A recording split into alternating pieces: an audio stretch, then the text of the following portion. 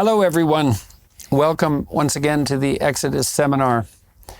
We're in chapter 12, at the end of the sequence of plagues, in the midst of the 10th plague.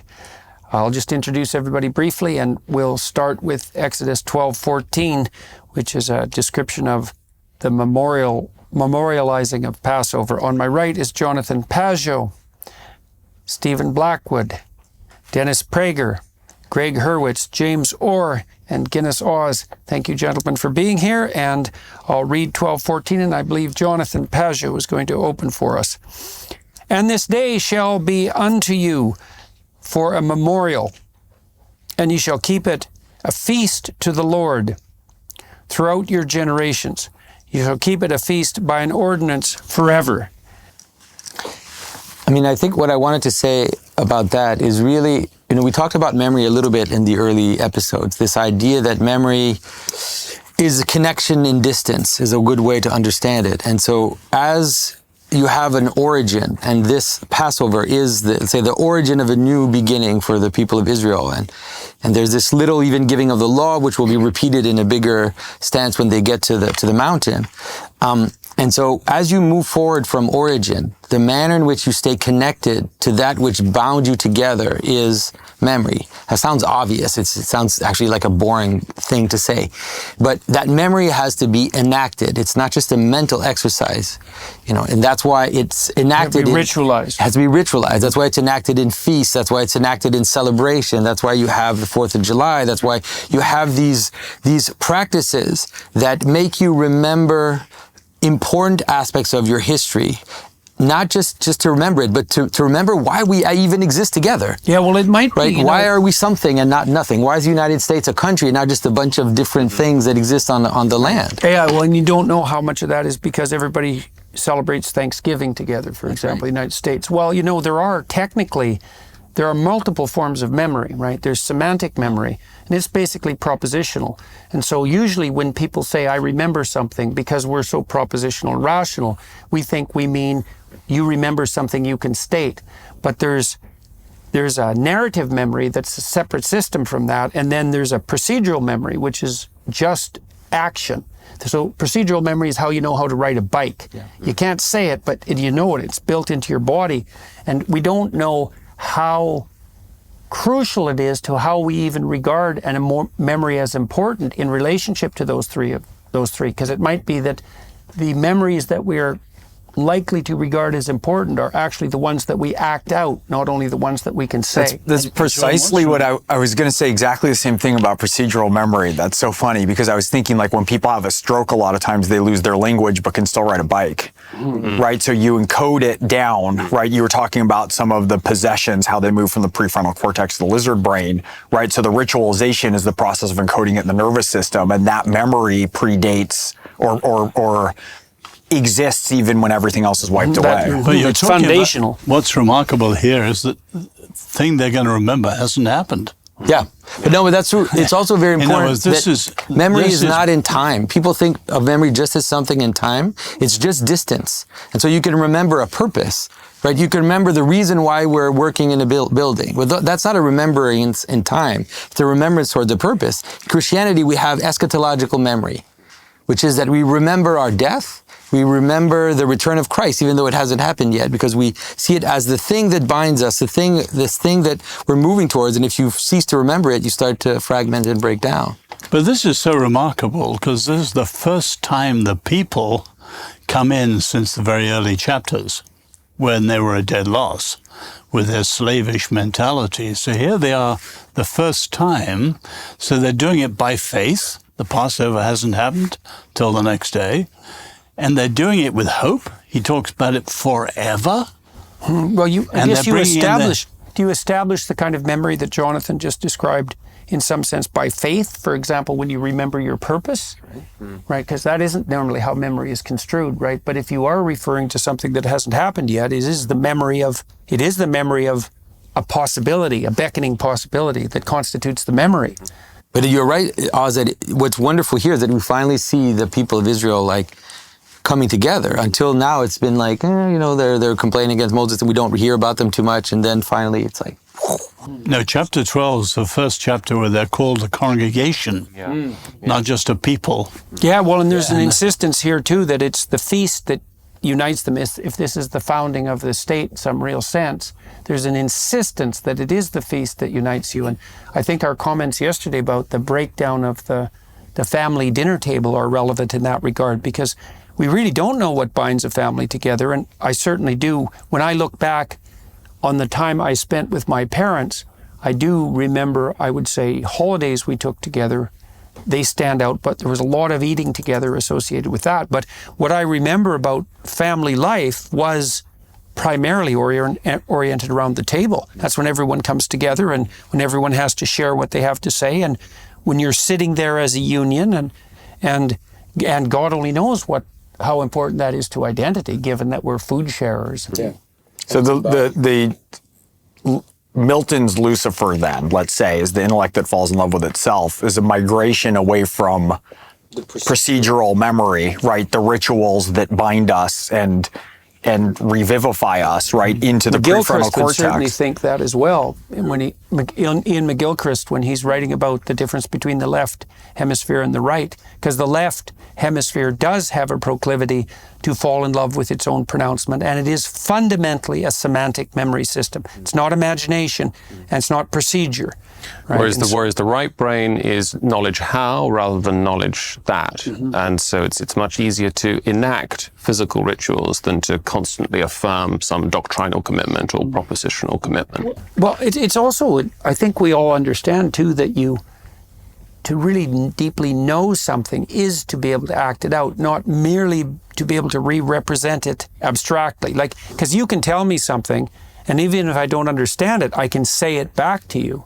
And we think of that understanding as shallow. So, and what does that mean? And I thought about depth of conceptualization in terms of this memory hierarchy. If it's deep, it's semantic, and it's related, and it's represented in imagination, and it's represented in procedure, and then you really know it. And that goes along with that Rogerian idea of congruence too, right? Because all three of those levels, what you do and how your dreams work and what your semantic content is, that's all the same. So just to quickly say, there's this kind of beautiful double character to this memorialization. There's the side of memory that Jonathan was just talking about, which is that it's the repetitions that actually stabilize experience. I mean, if you think about, you're a goldfish in a tank with a 3-second memory, and you're swimming around. Oh, look, a castle. Oh, look, a castle. There's no, you can't even get to castle because you have no time with which to develop the concept of castle, which will allow you to recognize it, because it's just pure, indecipherable, flux of particularity that you can't. It's like being in a snowstorm or something. That's what experience is without blooming, buzzing chaos. Without the frame of the categorizations of memory, which come to be through these repetitions that stabilize our experience of the world. But there's that on the one hand. This is a kind of iconically defining repetition that will define the people and gather it in this beautiful way. But there's also a side to this that I think has to do with a kind of habit of revelation. So you think about, you have an epiphany, you have a great moment, you think, oh my God, I had this big insight into myself or my family, or I've been, big, kind of a breakthrough moment. Well, that takes you so far as a moment of like, okay, I get it, but then how do you live that out? Instantiation. And so I think what's being done here relative to, say, this inversion of Pharaoh into the contrast between Pharaoh and Moses. If Pharaoh was all about kind of the immediacy of the self and the totalitarian will, can't even care for his people, whereas Moses got this alignment to God, which allows him to care for the people. The point is, and I think this is urgently true in all of our lives day by day. I mean, how do you maintain a habit of orientation?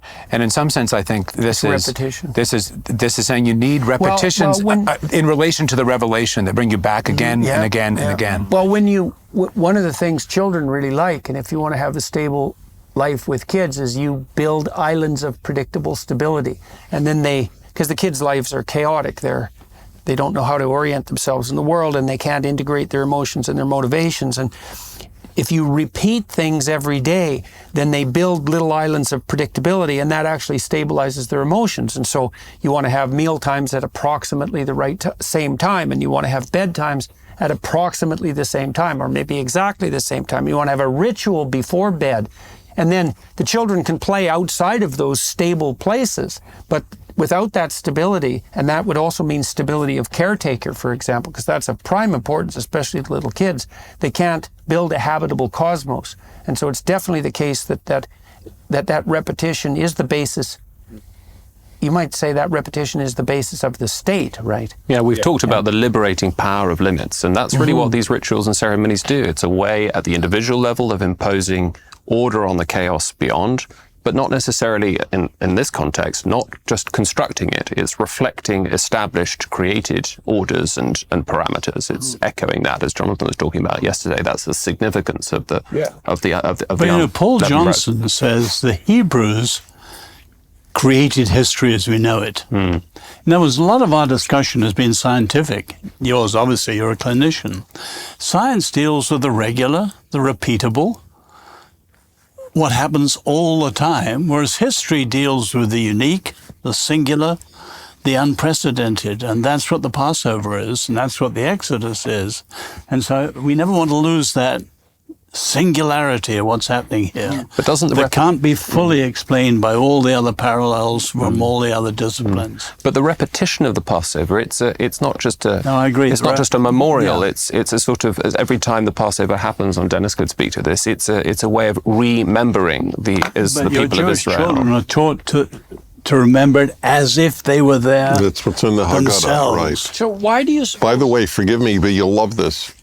When a Jewish kid, a religious kid raised in a religion, speaks about the Exodus, not just kid, I take that back, adults, we always say we were slaves, and that's the way it is in the Haggadah, not they were slaves. I wish Americans said we, forgive me, fought the British. Or we fought for independence. You're welcome back anytime, Dan. I don't know if you'll want us right now. This is a very serious problem. Make America I just want to add two very quick points to that.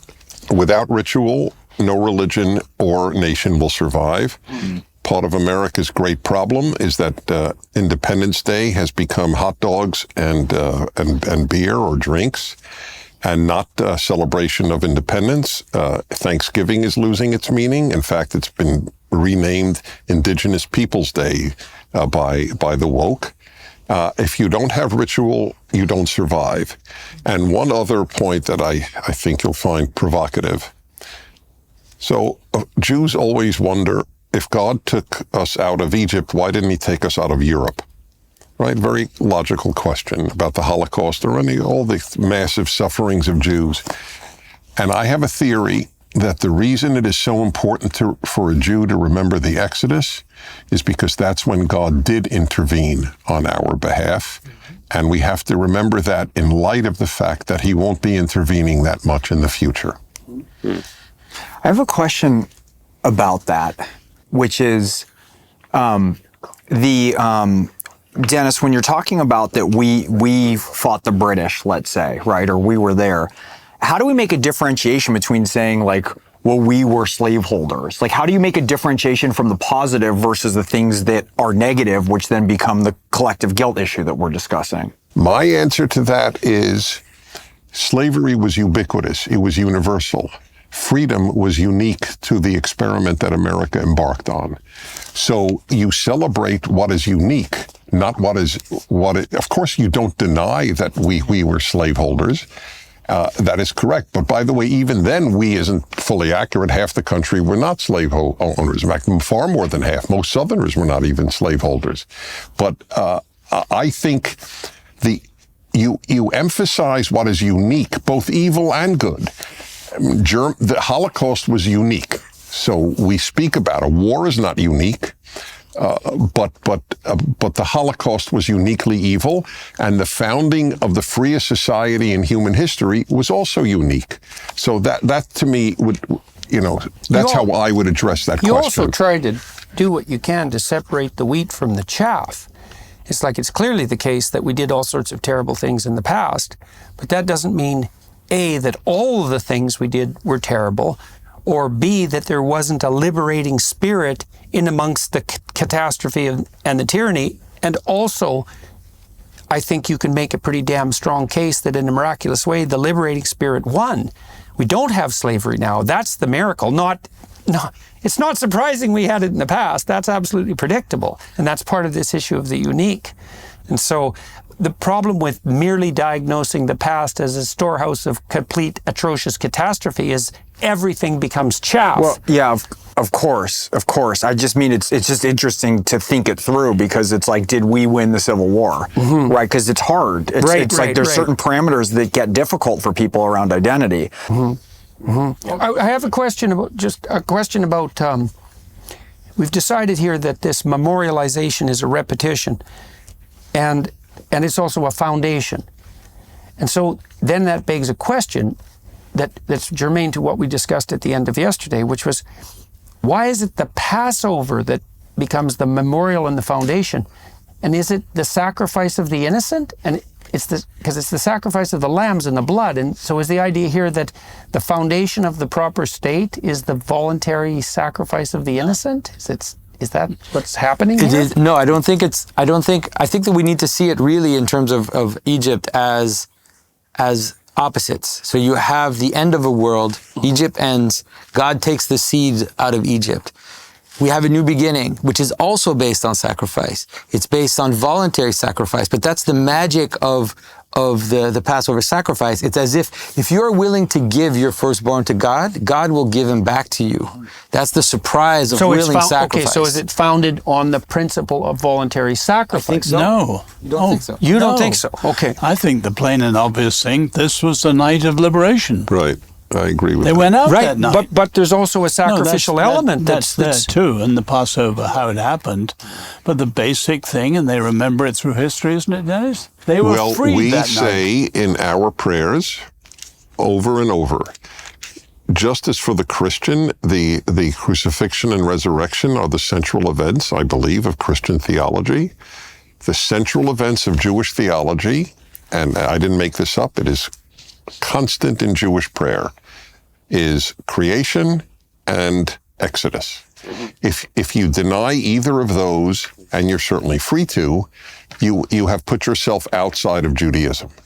That is the Jewish normative view. Yeah, but I think it's not necessary. So it's not a zero-sum game. No, We've exactly. been talking a lot It's not about just creation sacrifice. and redemption. These are two sides of the same coin. Just as for Christians, cross and resurrection are two sides of the same coin. Yeah, but it's a recreation of the world, and Yeah, we see right. it, right? So So it blood is, is- but is a in symbol this of life, case, a new definitely creation. the giving Yeah. up of your first fruits and the giving up of that which is primary to God, and then the surprise of God saying, actually, no, you can have it back, right? And I think that's definitely part of the story. It's not the only thing. I agree. No, but right. it's part of it. I wouldn't want to make it the... By the way, do any of you have a reaction? And I'm not, urging that there be one, but that idea that we Jews have to remember this because God may not intervene again, does that strike you as plausible? Because you do have the mystery in the Bible in some sense, and maybe in history itself, is, well, if God was there so much in the times that are being described, where did he go as time progressed? Right. And that's the Deus abscondus problem, and I don't know exactly how to contend with that, but Do you what think you're saying is that definitely God is not reflection of involved that. in Israel, like in the existence of I Israel? believe in the ultimate sense, there's no question. God is constantly the guardian of Israel. That's repeated.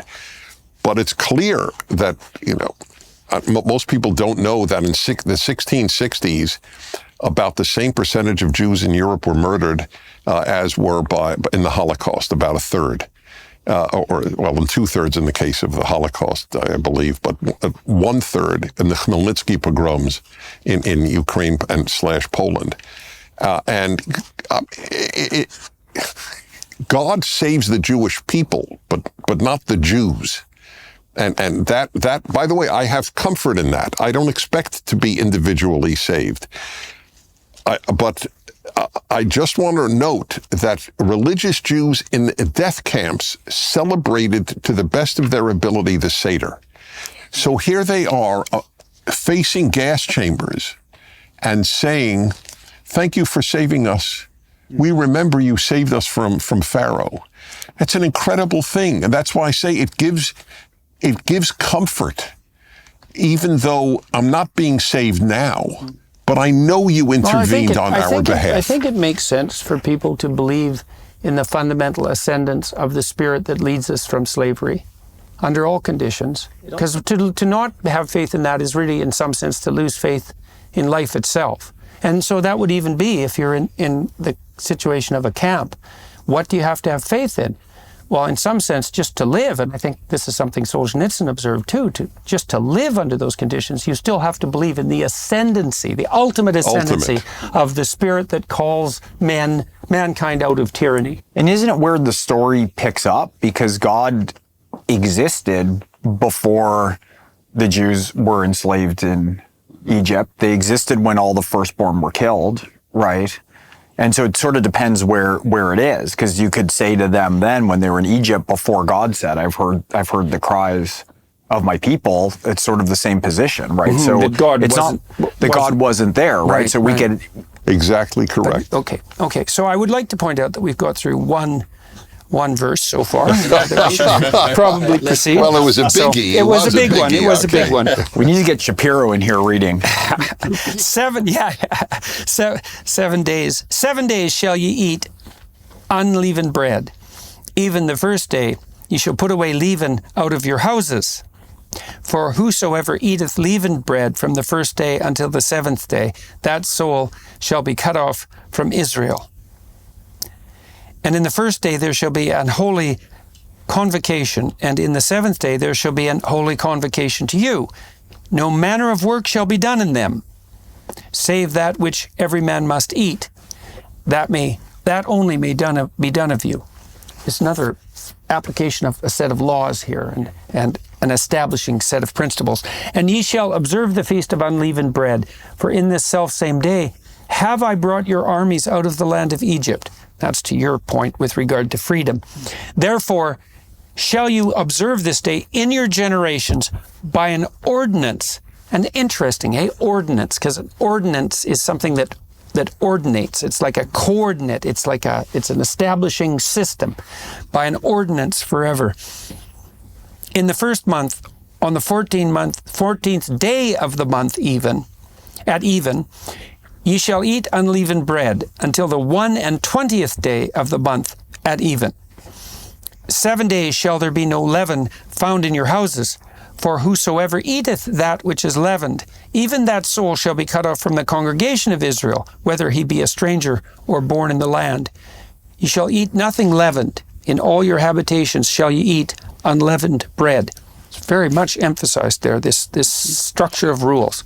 Well, it's not called Passover in the Torah. It's called the holiday of matzahs, of unleavened bread, Chag HaMatzot. Mm-hmm. Mm-hmm. And do you think we analyzed the motif of unleavened bread I think we did, sufficiently yeah. before? By the way, I will get a ski jet. Is that what it's called? Yes. I will buy one for anyone who could name all the holidays of the Torah.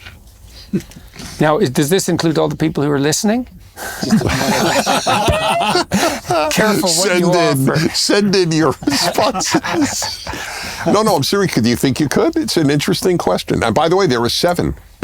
Again, 7. Well, I can't. Come on, Greg. Oh, don't let us down. I'm going to kick this to Oz. No, I have to. You've got us, Dennis. The vast majority of Jews couldn't do it. They would, because one is very obscure, and I have all right, so Shabbat, Rosh Hashanah, which is called the Day of Trumpets, Yom Kippur, Passover, Pentecost, Shavuot, Tabernacle, Sukkot, and then the 7th, which is the one that trips up everybody, including most Jews, called Shmini Atzeret. It's his own holiday. It's after the 7 days of Tabernacles is the 8th day. Shmini means 8th. Atzeret is convocation, meeting. It is the only holiday that has no purpose other than having a good time. It doesn't commemorate anything. It is a fascinating thing. So I don't work on Jewish holidays that are in the Torah. So I remember many of you know Larry Elder, who ran for governor in California, a dear friend of mine. So we used to be on the same station in Los Angeles. And I would be on in the afternoon, and he would follow me in his talk show. And so I said, "So Larry, I just want you to know I won't be on tomorrow." Oh, he goes, "Why?" I said, "I don't broadcast on Jewish holidays." And he goes, "Which holiday is it?" And I go, "Shmini Atzeret." And the guy was convinced I made it up to take the day off.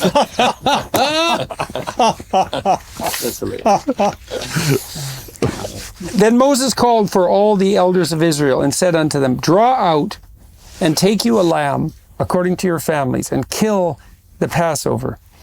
And you shall take a bunch of hyssop and dip it in the blood that is in the basin, and strike the lintel and the 2 side posts with the blood that is in the basin. And none of you shall go out at the door of his house until the morning. For the Lord will pass through to smite the Egyptians. And when he seeth the blood upon the lintel and on the 2 side posts, the Lord will pass over the door, and will not suffer the destroyer to come into your houses to smite you.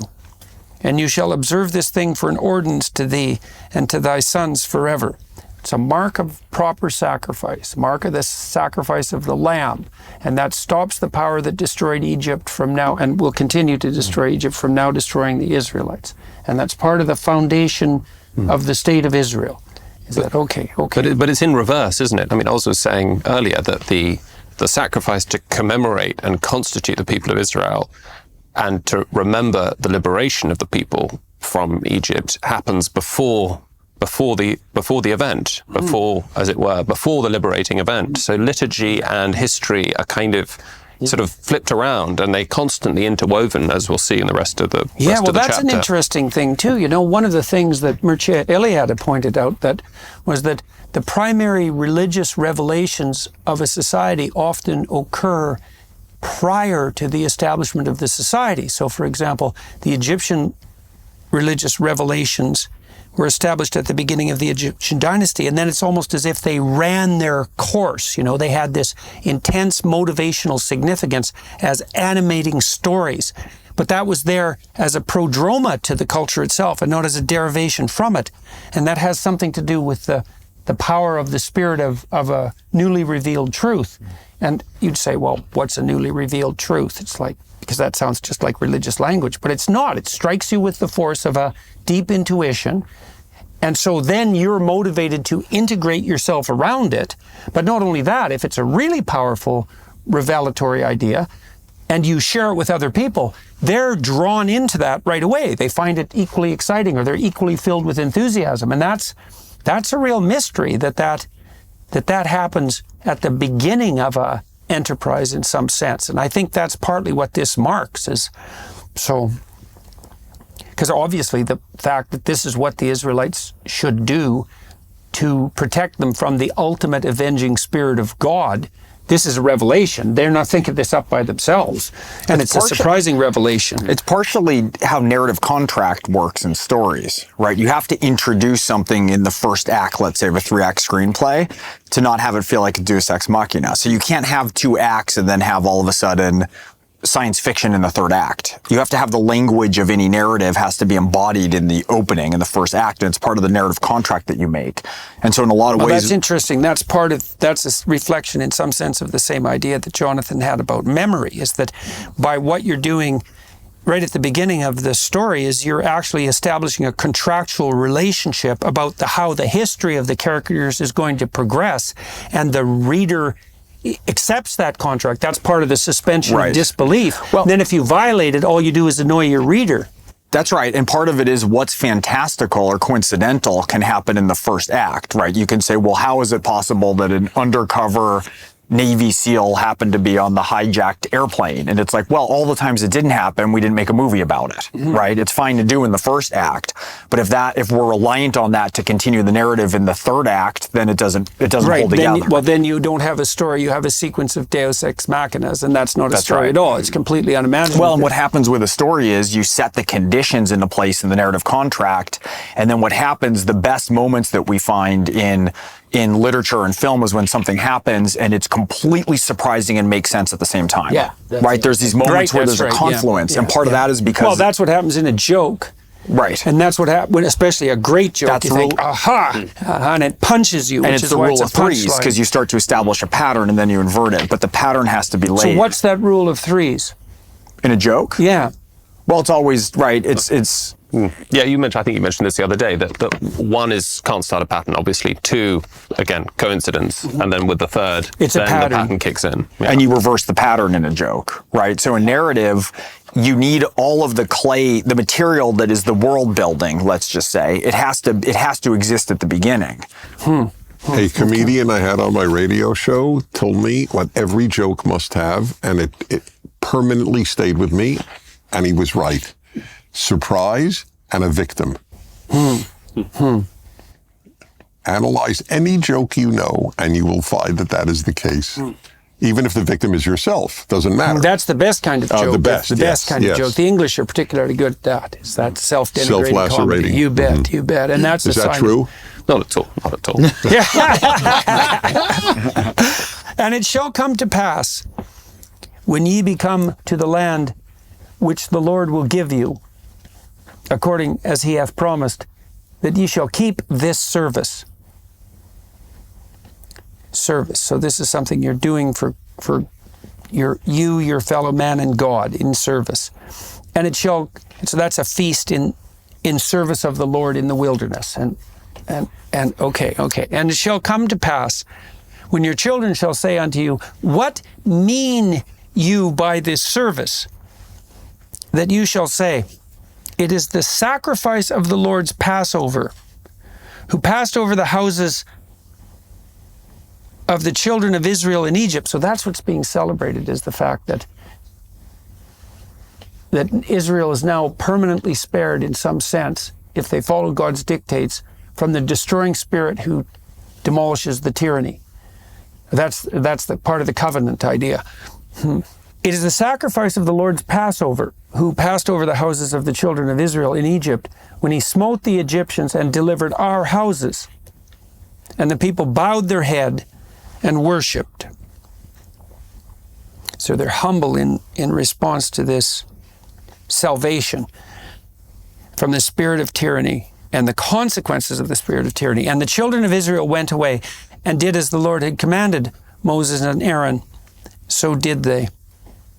And it came to pass that at midnight the Lord smote all the firstborn in the land of Egypt, from the firstborn of Pharaoh that sat on his throne unto the firstborn of the captive that was in the dungeon, and all the firstborn of cattle. There's another emphasis there, I would say, too, on this, the distribution of the tyrannical spirit, right? Is that, and this just seems to me to be so accurate, because again, we touched on this before, that in a totalitarian state, it's not top down. So it's not just the Pharaoh. It's that if the totalitarian spirit is pride and deceit and envy, something like that, it's distributed to the degree that the society is totalitarian. Everyone is participating in it all the time. And so the consequences of that are visited on everyone, from king to even to the captive of the king. Yeah, what do we make of that? God. That's so strange. The firstborn of the captive. Well, that is. the captive is, there's no one in a society who's less part of a society, but still part of a society, than someone who's in the jail. You're still complicit, even if you've been treated designated as an enemy of society. And that is certainly. Well, you're under the laws of the society. Under the laws, right. Well, that certainly, that was Solzhenitsyn's commentary on the gulags. You know, he said he regarded himself as complicit, even though he was a victim. Yeah. So. But isn't the classical discussion, there's a solidarity in guilt, you're right. Everyone, but there's also people under a bad regime, carpet in the neck, in the way we don't living, say, in a democracy, and both are right. But I think even in the text, so I think just like we saw when you talked about the Pharaoh and the woman behind the mill, I think that this is also an attempt to make us understand that this is a tremendous, terrible thing. And we are also meant to have compassion for the Egyptians to a certain extent, because like, okay, the captive in the jail, like, right. Okay, so this is terrible. Like, this is a terrible, it's the end of the world. Like, in the end of the world, everybody pays. And so there is a remnant which is taken out of this end, but we are not meant to just celebrate the terror that is, like you were saying about we're not meant to just celebrate the terror that is brought upon the Egyptians either. Because it's the end of anti-creation. It's got to be comprehensive. It's got to be total. Yeah. Thank you. That'll be my new gesture. Everybody will know what I mean now. And the Pharaoh rose up in the night, he and all his servants, and all the Egyptians. And there was a great cry in Egypt, for there was not a house where there was not one dead. So here's what's amazing to me about this story, is that in conventional, not conventional, sorry, in contemporary story terms, this is exactly the wrong way that you would tell a story. All the information is given first, right? All the twists and turns. Then you're told that you're going to celebrate it. Then you're told how to go through the future. Then you're told what's going to happen. Then you're told all the ramifications. And then finally it says what happens. And so the telling of this is speaking to, it's not at a narrative cognitive level. It's literally establishing a story, talking straight to procedural memory. Yeah, and it's also, traditional storytelling is more to do with this procedural memory and this remembering. So think of the Iliad. We always think we read the Iliad. No, people read the Iliad as a ritual event. They all knew it by heart. Heard it. They knew so the manner in which it's told is rather this anticipation. It's like we know what's going to happen. So it's actually a work of anticipation towards the story rather than constant surprise that we have now. Yeah, and it's saying, here's a story, make sure you encode it. Yeah. This is what the story is about. Well, right? children do that in some sense. They want to do that with many of the stories they're told. Like fairy tales are meant for that. They want to hear it over and over. You say it and they're like waiting. When are you going to say the same thing again? Yeah, like, right. When are you going to say, like, that when the wolf knocks at the door Wait, and so says... what is the reason? I'm fascinated that kids want to do it over and over. Why? Well, I think partly because they haven't fully understood it. But partly because so when I watched my son, he watched Pinocchio, especially the scene with the fire-breathing whale, which is basically a dragon, which is the climax scene of the entire movie. He probably watched that 50 times. I was thinking, what's up with you, kid? 50 times? It's a really complicated idea to rescue your father from the belly of the dragon. It's like, it took him a long time to get that. And I don't know, it's something like the translation from the purely representational down into the procedural. I think there's a reassurance in it too, is right. Well, I used to tell my kids when I took them to a scary movie, which was, watch the hero. That's how you become not scared. This is scary. Just watch the hero. And then you show them the movie again. They're still scared, but the hero wins. And you show them the movie again. They're still scared, but the hero wins. And so they, especially if it's scary, they need to see it repeated and repeated and repeated and repeated and repeated to see that there's always triumph over catastrophe and evil. That's a real relief to them. I want to emphasize something that is different from that and from the repetition, which is we don't start Hansel and Gretel by saying, we're going to have a story that's going to be a woman who's going to eat these kids. That's how that's going to end. Here's how we're going to celebrate it. Here's how you should discuss it. Here's what it's going to feel like. This is more like Rocky Horror Picture Show. Or like the manner in which people who love Star Wars dress up and then will go see Star Wars again and again and again. But again, Star Wars doesn't say at the beginning, here's everything that's going to happen. Right. So it's very interesting. This is ritualistic. This is speaking straight into procedural memory. It's saying encode this. It's establishing a mythology before the story even exists and proclaiming it. So do you have some sense of why that's happening at a narrative level, or do you think it has to do with something different about how stories were used 3,000 years ago? This is particularly unique because that's the basis for how you if you want to establish a tradition with ritual, you lead with procedural memory. You're encoding it. It's not just like a thrilling story, right? And then you have fans who will want to see it and return to it. It doesn't work if you say to Star Wars, oh, by the way, right, Darth Vader is Luke Skywalker's father. Wait till you get there. Here's how we're going to celebrate it. There's going to be bar mitzvahs about this, right? It's like you don't establish all the structures of how a story is going to exist in society, and then you sit there while it's laid out before you. There's no element of suspense because it's not about suspense. It's not about holding your attention. It's not about holding your attention in the moment. It's about encoding the attention through your culture. And so it's got a completely different aim from a lot of other kinds of stories. And that's why you think it's given it this different structure. There's another side to that, though. I mean, of course, there's on the one hand, when you talk about hearing this children's story again and again, I mean, that's what ritual is. Like there's never a life for any human being in which you don't need that constant exposure to the deep things that remind you what you're about or how to live or whatever. So there's no getting over a ritual like this in human life. That's one of the points. But I think narratively, one of the things, there's a theological point being made here, which is that you can't. The Israelites, the departure or the liberation from the Egyptians, like they have to commend themselves to God. It's not like, oh, free us and then we'll trust you. It's like, no, there's a fundamental casting of the people in faith. You might say in the goodness beyond themselves that they believe in, and it's not like you get it and then you're like, oh, okay, fine. Now, of course, there've been the miracles and the so on and so forth in the book in the story up until now, but there's a profound sense here that what is going on with the Israelites is the contrast to Pharaoh, right? Like, under no terms will you go, and the Israelites have to say, we will go under any terms, and we don't get the proof first. We have to cast ourselves on the principle in which we are putting our life before we go. If you're going to fight against tyranny, in some real sense, you have to fight against the tyranny before the tyranny disappears. And in order to fight against the tyranny, you have to evince faith that by appealing to the spirit that will lead you out of tyranny, that will work. And that's so preposterous. I mean, when someone like Solzhenitsyn says, one man who stops lying will bring down a tyranny, it's like, what? Really?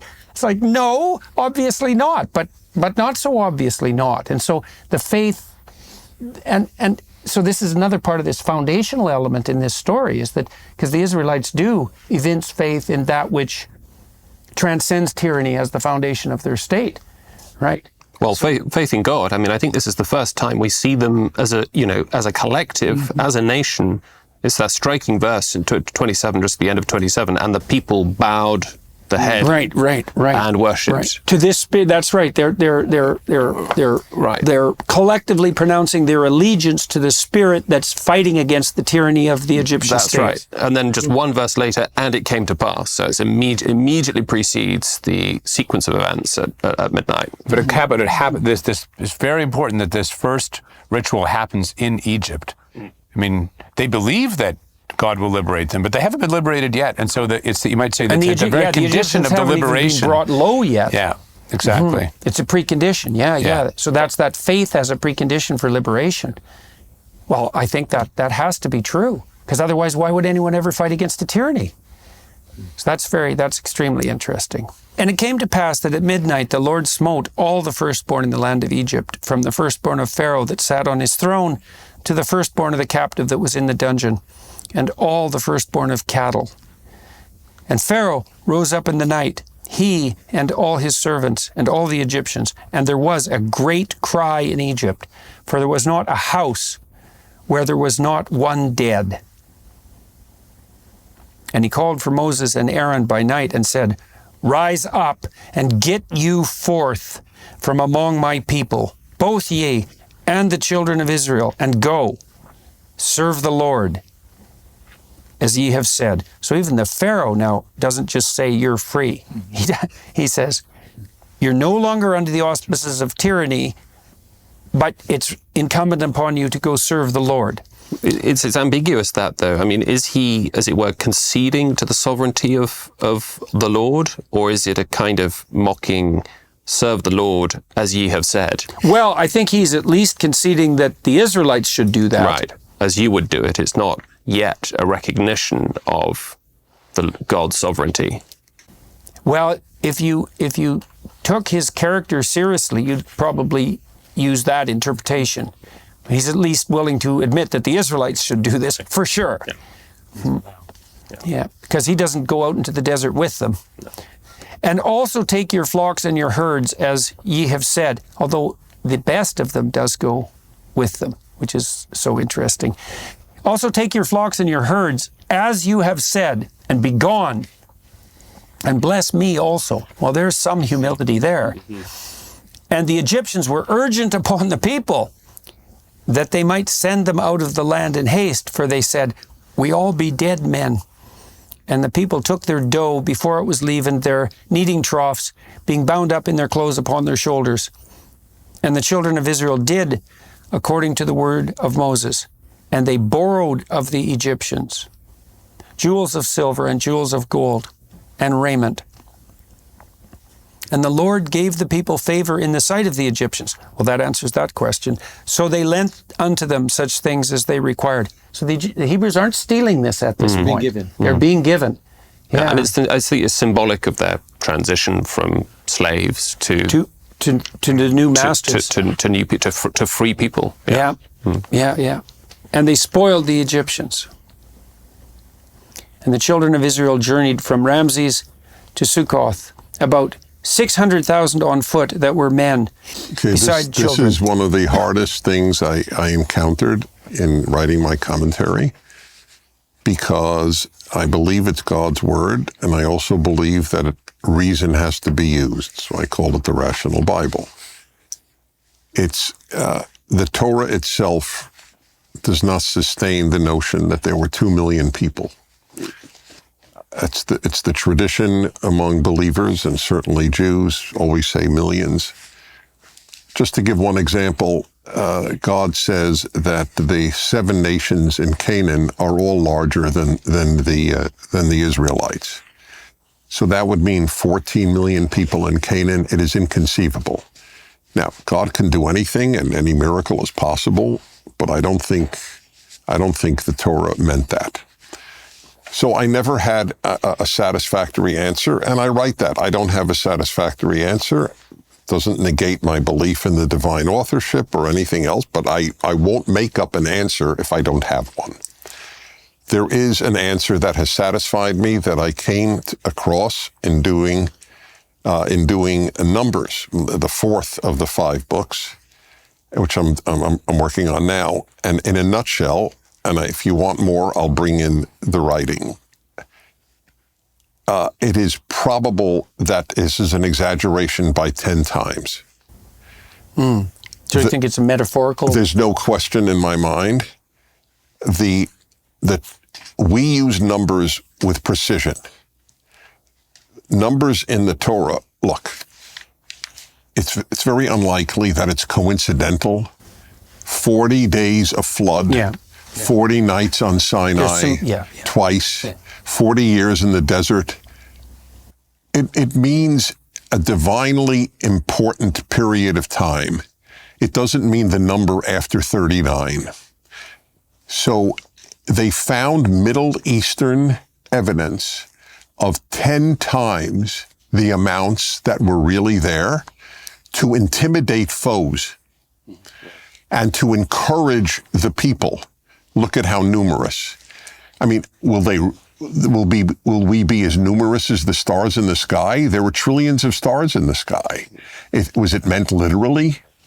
So I think that's important because I want to sustain reason and faith. We can certainly perfectly be willing and should be willing to note that in all our books of fiction and representation, we use metaphor, poetry, and image to make points, and that doesn't mean that it's not true. Right, it just doesn't means mean that it's it's not, right. No, that's a whole. It's we need true. to understand true it is properly. complicated.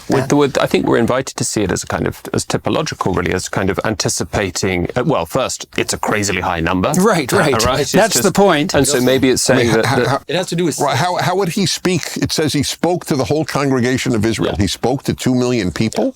You can't do that with microphones. No, right, yeah, but so it could be. What's it a sign of? The Egyptians prospered in Egypt. They multiplied over the 400 years that they were in bondage. I don't know. It's a rhetorical. Well, I think device, there's 600 chariots, aren't there? Doesn't Pharaoh have 600 chariots later on? Mm-hmm. So I think we're right. invited to draw a counterpoint between the two. This sort of. Numbers have a much more magic nature. It also has to do with 6. I think that because it's a new creation and it's at least a multiple of 6, that it's trying to help us understand that it is related to a kind of a new man or a new creation of man. May well be. Yeah, well, numbers, we don't understand how magic numbers were to people who weren't literate. They're still magic, but they're really magic to people who aren't literate, just like words are, especially written words. And the children of Israel journeyed from Ramses to Sukkoth, about 600,000 on foot, that were men, beside children, and a mixed multitude went up also with them, and flocks and herds, even very much cattle.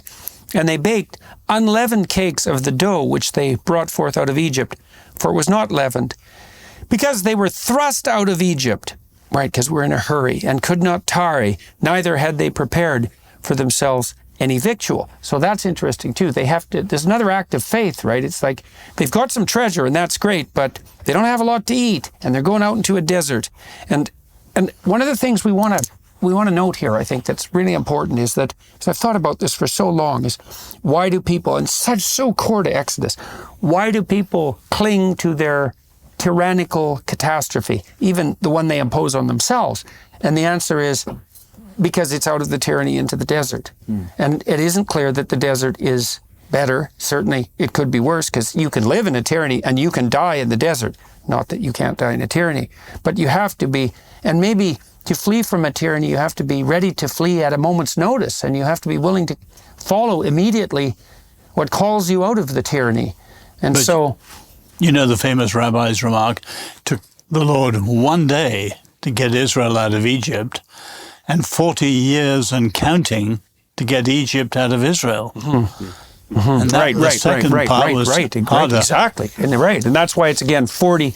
The desert isn't very big geographically speaking, and you think, well, what's going on with these Israelites? 40 years to get across that desert? That's a long time. But it's another use of numbers in the same way, I would say, is that the point is it's 3 generations. It's a long time. And so don't be underestimating the dryness or the length of the post-tyranny desert, especially if you lose faith and orientation when you're in the desert, which is a high probability event. And I've always thought about the Jewish emphasis on education is like it's the one thing you can take with you as you're driven from place to place. And a violin.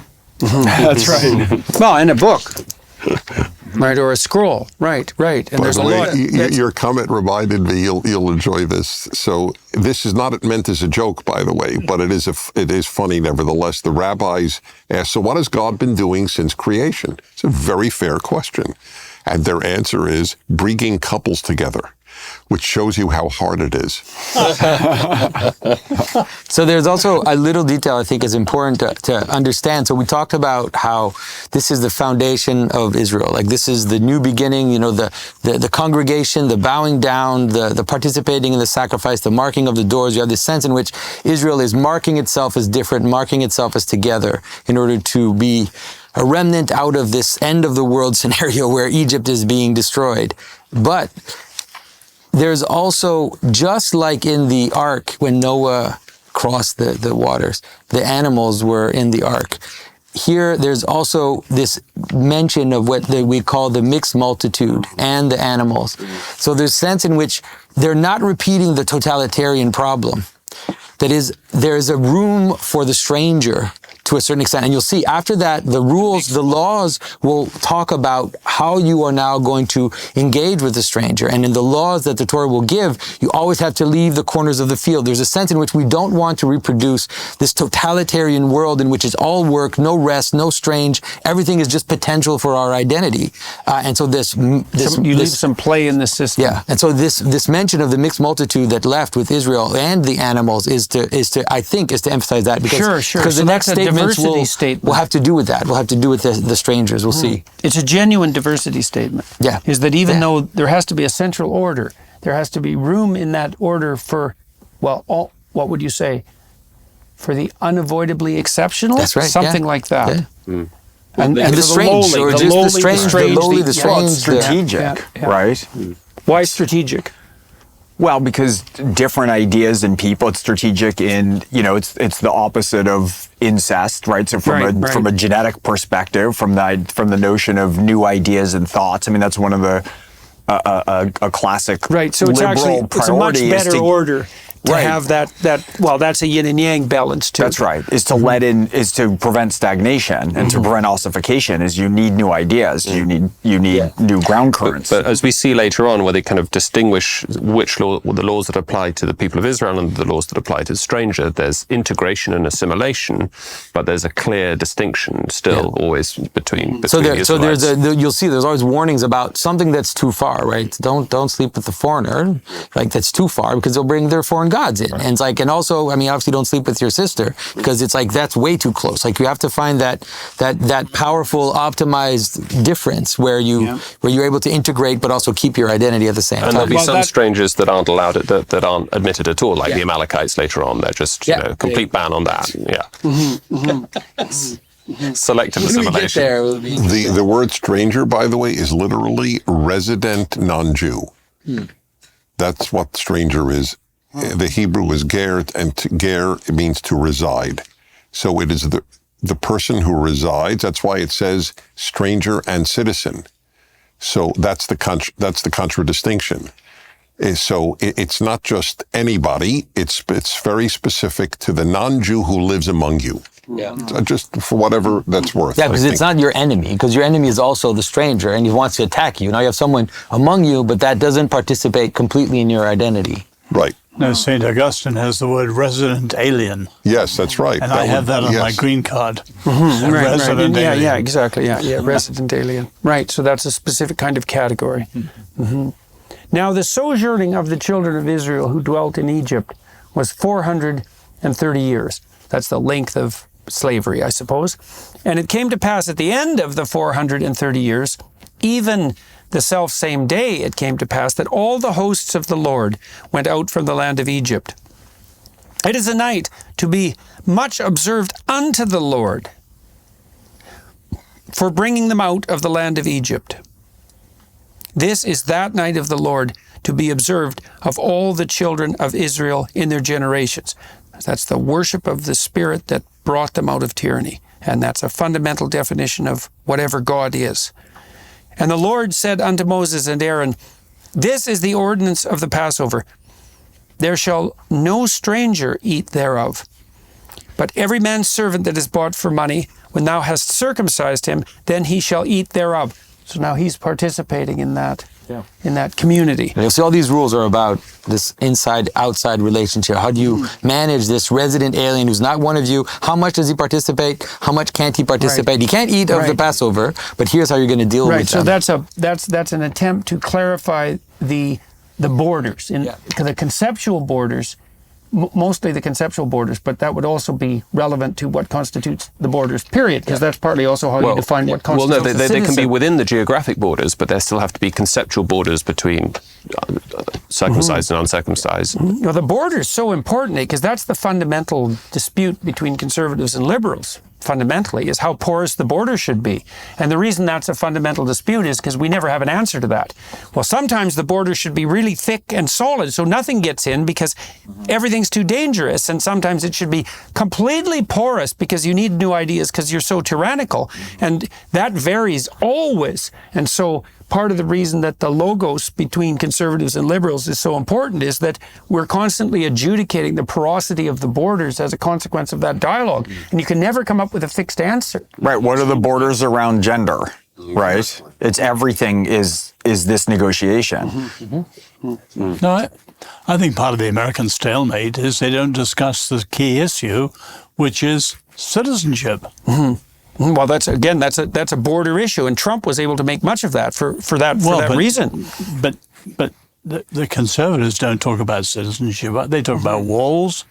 The other side talks about open borders. Yeah. America could take in a huge number if they make them Americans. I think that's what's so helpful about this passage, though, that it understands that assimilation is challenging, it's difficult, but at the same time one should be open to the stranger, open to the foreigner. We should be open to the possibility of integrating. But they have to be incorporated within the structure. Through the One law rituals for and the stranger ceremonies and the citizen. That would be Assimilate. what I'm comes- totally with you. Okay. A foreigner and a hired servant shall not eat thereof. In one house shall it be eaten. Thou shalt not carry forth aught of the flesh abroad out of the house. So that's a union within the house, right? So that's part of setting up this hierarchy of borders as well. Neither shall ye break a bone thereof. All of the congregation of Israel shall keep it. That's like a definition. And when the stranger shall sojourn with thee, and will keep the Passover to the Lord, let all his males be circumcised, and then let him come near and keep it. That's his symbol of assimilation, eh? And he shall be as one that is born in the land. For no uncircumcised person shall eat thereof. Yeah, so that's the marker of belonging, and that's why that's so it important. actually also happens to be an external skin which is removed, like a garment of skin which is removed. Right. Well, and it's also something that allows the phallus the fellow-centric fellas to shine forth in some real sense. Yeah. Well, And you got to put blood in the deal. Like it's not an easy Skin in the point of game, entry. right? Yeah, that's right. That's right. Exactly. I was trying to avoid that, Pajot, but I'm glad you. No, that's good. That's good. Well done. One law shall be to him that is homeborn, and unto the stranger that sojourneth among you. Yeah, well, that's quite something. That's definitely a negotiation of identity right there, is that you can, that's how you can bring the stranger in. Thus did all the children of Israel, as the Lord commanded Moses and Aaron, so did they. And it came to pass the selfsame day that the Lord did bring the children of Israel out of the land of Egypt by their armies. Wonderful sense of universality there. One law shall be to him that is homeborn, and unto the stranger that sojourneth among you. Right. A nice mediation between exclusion and inclusion. Yeah, well, it's the same. You might say that this is the way you see the universality of the God of the Hebrews, which is a long history. There's a long history of understanding of that universality, but that it's not. It's ultimately going to turn out to be a. I know there's a sense in which it is particular to the children of Israel, but the definition, the relation of the people to God is one that is universalizable. This is going to turn out to be a revelation that is. It transcends the Israelites. That transcends any particular people. Exodus 13:1. And the Lord spake unto Moses, saying, Sanctify unto me all the firstborn, whatsoever opened the womb among the children of Israel. So that's actually the child of what was virginal then as well, up to that point, in some real sense. Yeah. By the way, since it's open the womb in Jewish law, you must find this of interest, it would not include a cesarean birth. Say that again. A child, the firstborn of cesarean is not considered the firstborn under Jewish law. Wow. Because it didn't open But they're the womb. ones who can kill Macbeth nonetheless, so there's some advantage. That's what they had in mind. Sanctify unto me all the firstborn, whatsoever openeth the womb among the children of Israel, both of man and of beast. It is mine. First and foremost is God's. And Moses said unto the people, Remember this day in which you came out from Egypt, out of the house of bondage. For by strength of hand the Lord brought you out from this place. So again, that is, remember what transcends tyranny. That's the fundamental issue here. There shall be no leavened bread eaten. This day came you out in the month Abib. And it shall be when the Lord shall bring thee into the land of the Canaanites. Aviv means spring. Means spring? Yeah, Spring. the season spring. So that's a creation motif again, Jonathan, do you think? Okay. Yeah. Well, spring is certainly a new beginning. Is that the beginning of the Jewish liturgical year? Is that? There are many New Years, actually. Okay, yeah. This is not Rosh Hashanah. Okay. Yeah. That's in the fall. Right. But that's the one Jews celebrate. But this is a new year. A new beginning. Yeah, new beginning. Beginning of new life. Right. Okay. And it shall be when the Lord shall bring thee into the land of the Canaanites, Hittites, Amorites, Hivites, and Jebusites, which he sware unto thy fathers to give thee, a land flowing with milk and honey. So we're specifying the destination again. That thou shalt keep this service in this month. 7 days thou shalt eat unleavened bread, and in the 7th day shall be a feast to the Lord. Unleavened bread shall be eaten 7 days, and there shall be no leavened bread seen with thee, neither shall there be leaven seen with thee in all thy quarters. And thou shalt show thy son in that day, saying, This is done because of that which the Lord did unto me when I came forth out of Egypt. Well, if you're a child and you see your parents doing something, especially if they repeat it, then you presume automatically that it's important. And notice, for me, not them. It's super interesting about what Greg was saying in terms of the manner in which the narrative is set up. It's that before the narrative happens, they're like, this is the ritual on which the narrative is based. Then there's the story, and then they're like, okay, now here's the ritual again. Like it's like repeating now the same ritual. Well, the insistence is that you have to act this out. That's right, yeah. Right, that it has to be acted out and not merely told or merely represented. No, I think it's also it's a kind of hinge to the next chapter. We don't want to jump ahead, but I think it joins together the Passover and that moment of liberation, and then the ultimate, the second phase of liberation, because they're not out yet. Well, you see in the Sermon on the Mount, when Christ talks about going forward to teach the Word of God, he insists that you act first and do and then teach. And so the action is seen as primary in that abstracted re-representation of the law and the prophets. It's still the emphasis there that action is the crucial issue here. Well, that's that's also like clean up your room before you criticize the world. Right. What's interesting about I'm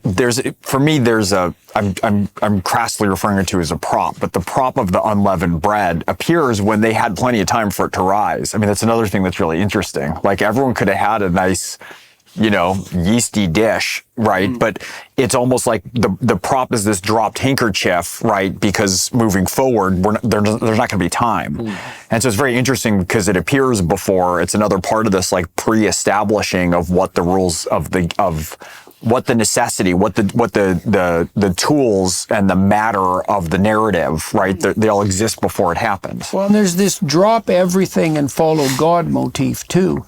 And that's echoed continually in the Gospels as well, the idea that no matter what's happening and no matter who you're beholden to, even if it's your own fortune in some sense, that when the Spirit calls, you're to drop everything and attend to that 100%. And of course, how else would you escape from a tyranny if you didn't do that? Because it's not like you're going to have all the opportunity in the world, so to speak. I've often been puzzled by this sort of strange paradox that Exodus is often lifted up as this great manifesto for emancipation and political liberation down the centuries. Oz, you talked about this in an earlier session, didn't you? In the 1660s in England and the civil rights movement and antebellum United States. But it's strange, almost immediately, or even before they're out, there's a contemplation that there's this sort of prefiguring or a declaration that liberation will be followed immediately by conquest, by a new land will be given that is effectively going to involve conflict. It's going to involve a kind of terror. It's going to involve in many ways the complete reverse of what's about to be brought about. So I find that interesting. So I would say to some degree, when you escape from a single tyranny, psychologically, you're immediately exposing yourself to a war of competing principalities. And that's illustrated to some degree in the attraction of the Israelites towards idolatry. It's so you're out of the tyranny. It's one thing, solid. Now you're into the land of potential and multiplicity, and then you're subject to the warring of competing requirements. And so there isn't any movement from tyranny through the desert into the promised land without subjugation to the war of competing principalities. That's part of the reason that people also become nostalgic for the tyranny. It's like, oh my God, now we're free. Man, this is complicated. And it's complicated because many things are pulling on you, right? And so you think, well, I'm free now. It's like, yeah, you're free to have 1,000 devils plague you instead of one tyrant. And part of, I'm sorry, go ahead, Austin. No, go ahead. Well, I think so much about, right, in this day and age too, like what balance is, what moderation, what freedom feels like is somehow standing out on your own and being torn in 360 degrees equally. That's what freedom is now. And it's so easy to try and move into a camp. That's the problem with the multiplicity of identities. And so that beckons as freedom. Well, now you can be anything you want. It's like, oh my God. But anything I want? But part of that is you pull into the cover of one thing or another. But I think if you're truly standing on your own in a culture that doesn't remotely reward that, you're torn equally, right? So freedom's painful in some regards. But you're back to the Dylan. You've got to serve somebody. Right. Whereas the modern autonomy, you serve no one. And that's why you need the guardrails. Unencumbered self. You need the guardrails, the rituals, the ceremonies. Well, that's why children need that predictability, or Yeah. they just wear themselves to a frazzle. They misbehave. There's just no peace in a house where there's not repetition and ritual. But to go back to James's thing, isn't Israel unique? Most nations conquer a land and then figure out their laws. And the people are formed before they get to the land, and that's part of it. In other words, there are three, if I understand Dennis right, three great moments. One, we've just liberation. Second, the covenant. And third, the tent of meeting. And when all those three are in place, there are people ready to go to their land. But that's very unusual. There are people formed before they get there. Well, it begs a question too, doesn't it? Because one of the things, there's a lurking question here, is it's like, well, sure, the Israelites have just been freed from the tyranny of Egypt, and that's all great, but it doesn't look like it's all that good for the Hittites, the Amorites, the Hivites, and the Canaanites. And so, so this is being, our attention is being drawn to this repeatedly. It's like, well, what gives the Israelites the right to be going in there and taking the promised land from its current inhabitants? So we'll definitely come to that. You have to go back to Genesis 15 for that sort of thing. And it shall be a sign. Wait, forgive me. What is the Genesis 15 answer? The Lord says you will not get the land until the iniquity, the wickedness. I didn't know. I was going to cite that, but I didn't remember it was Genesis. Well, that's right. The Lord says you won't get the land until the wickedness of the people in the land is full. So you get the idea. Oh, so you couldn't conquer them even if that's right. You couldn't conquer them. And constantly, God's you're providence. not getting this because you're better than others or bigger than others. God says this to the Israelites constantly. But they're really awful, and therefore there is a moral justification. So there's a providential flip side. That's a tough one. And it shall be for a sign unto thee upon thine hand, and for a memorial between thine eyes, that the Lord's law may be in thy mouth. For with a strong hand hath the Lord brought thee out of Egypt. Thou shalt keep therefore this ordinance in his season, from year to year. And it shall be when the Lord shall bring thee into the land of the Canaanites, as he swore unto thee and to thy fathers, and shall give it thee, that thou shalt set apart unto the Lord all that openeth the matrix. It's the first thing also that emerges out of potential, right? Is to open the matrix is the first thing that emerges out of. And the first thing is anomalous and special and unique because it's the first thing that emerges. So there's also that being emphasized there too.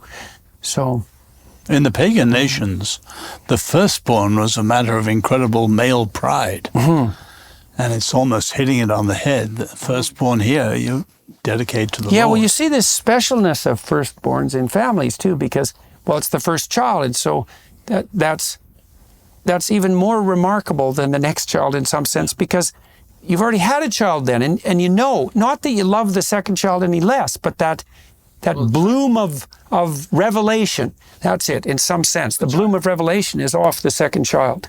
Well, because when you have a child and you cross the threshold of being a parent, your entire world and the universe is remade. Right.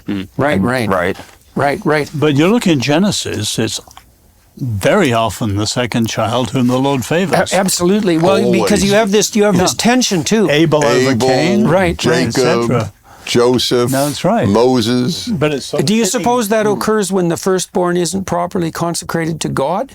So the firstborn becomes, well, the firstborn's often an icon of tyranny because he's privileged, because he's the firstborn. He can easily fall into an alliance with tradition. Because look at me, tradition favors me, therefore tradition is right. And it's then when the second son becomes favored. Yeah. Well, that's also, I think that's Adlerian too, right? I mean, it's like the first child fulfills the role in the family, and it's like, well, what role's next when you're born next, right? It has to be something innovative or revolutionary. Right. You don't have a revolutionary first child like you would with Moses. Yeah, well, there's some evidence for that in the research literature, that firstborns tend to be more conservative. Yeah. And there's also the idea of pride. Like in the kind of mythological image of like the devil falling from heaven, you have these images where it says things like, there's a jewel in his forehead, like this images of the highest angel falling. And so there's a notion also that the sin of the first, or the danger of the first, is pride. Right. So even St. Peter, Christ says, it's like, you're the foundation, and then get behind me, Satan. And every firstling of an ass thou shalt redeem with a lamb. And if thou wilt not redeem it, that's a substitutionary sacrifice. Yeah. Then thou shalt break its neck. So you have to give it up. and all the firstborn of man among thy children shalt thou redeem. You have to make a sacrifice. And it shall be when thy son asketh thee in time to come, saying, What is this? That thou shalt say unto him, By strength of hand the Lord brought us out of Egypt from the house of bondage. I guess a sacrifice like that too, that is definitely something children would remember. Yeah. Because a sacrifice that involves blood and death is not something that you would easily forget. Yeah. So it marks the importance. To put something to death for something definitely marks its importance. And modern people can barely understand that because we're so abstracted away from death. And, not that that's in all ways such a bad thing, but, and it shall be that when thy son asketh thee in time to come, saying, What is this? That thou shalt say unto him, By strength of hand the Lord brought us out from Egypt, from the house of bondage. And it came to pass, when Pharaoh would hardly let us go, that the Lord slew all the firstborn in the land of Egypt, both the firstborn of man and the firstborn of beast. Therefore I sacrifice to the Lord all that open the matrix, being males, but all the firstborn of my children I redeem. Yeah. But I think it's important, at least for me, this passage is very important because in the preceding days, I tried to say that there's a clear link between the death of the Egyptians and the sacrifice of the firstborn. And I think this passage shows it very clearly. It says, when your children ask you, say, God killed the firstborn of the Egyptians. Now, therefore, you sacrifice your firstborn and you redeem them. But there's a relationship between it in the text clearly. And you redeem them with a substitutionary sacrifice. And I think that has to do with this idea that if you voluntarily give up, then God will let the world exist. God, that's how the world exists. And so God gives it back to you. There's I wanted to say something about sacrifice, because there's a sense in which you can read this as if, I don't know, God is taking away something that's yours.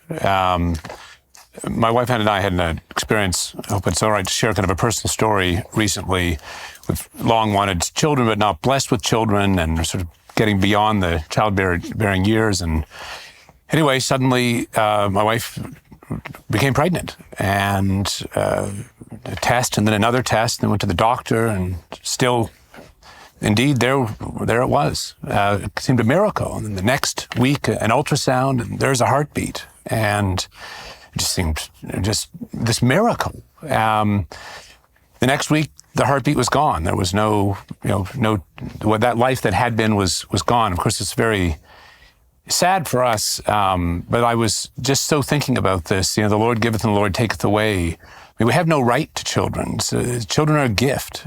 We have no right even to our own lives in a way. Even our own lives are a gift. And so this notion of sacrifice, really, it's just giving back what you were given already. It's not as though you make a deal with God in some way that you give him what was yours, a little bit of it, or the best of it. No.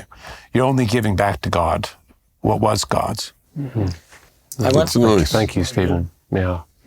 I want to say something here. I've been trying to avoid too much, let's say, doing the Christian parallel, but I think because Passover for the Christians is extremely important, Pascha is the main feast of the Christian church. And I'd like to just point to how Christians have brought this into their story, both in a very different way, but in ways that are connected directly to the story.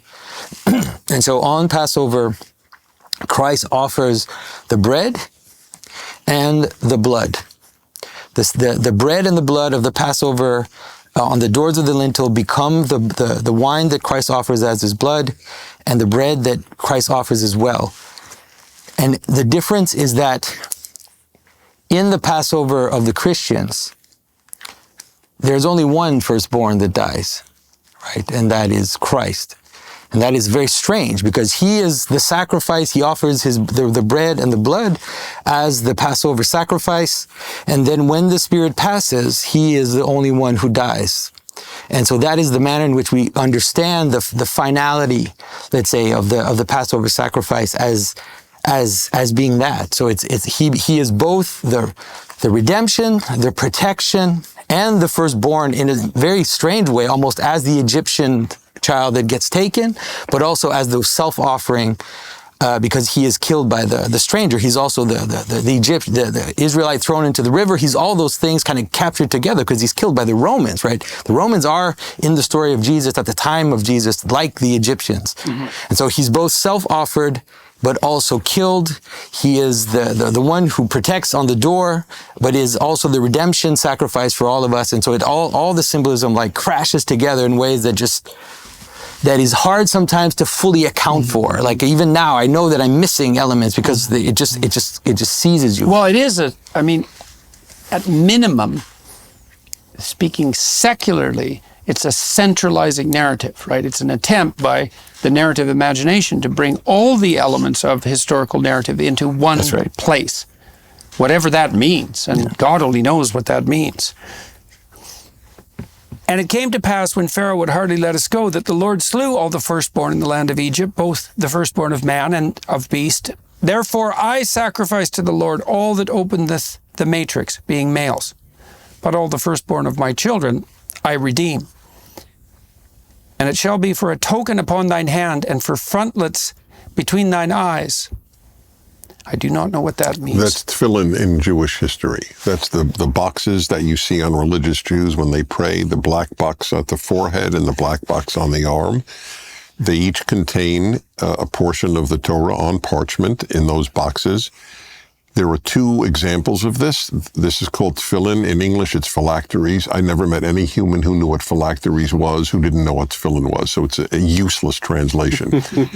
But that's what it is. It's those boxes. So this is another injunction to remember. Yes, but the proof that it's physical, because some Jews have taken it as metaphorical and many Christians have taken it as metaphorical. Christians don't wear tefillin, obviously. It took me a while to realize, and you don't know this until you're in Deuteronomy, it follows the law of the mezuzah, what you put on the doorpost, which is also a parchment of the Torah. So there is a mezuzah on your body and a mezuzah on your doorpost. This is the mezuzah on your body. Okay, so this is an instruction to remember. So then you might think, well, you're remembering here the spirit that brought you out of tyranny. When we're enjoined upon to never forget the Holocaust, are we enjoined to never forget the Holocaust? Or are we enjoined to never forget the spirit, the nature of the spirit that overcame the Nazis? Like, what's the proper remembering there? It's my answer will disappoint you, but I think it's to remember the horror, because we don't want to forget. It's really remember the 6 million. I know that's how it's construed. That's how it's construed. Well, there's right, obviously there's no Torah law with regard to the Holocaust. You're stuck in the atrocity of the past. Then so then I'm wondering, is that the proper remembering in the biblical sense? Because what you're told here, in some real sense, that God took you out. That's right. It's a great question. To remember the spirit of that which took you out.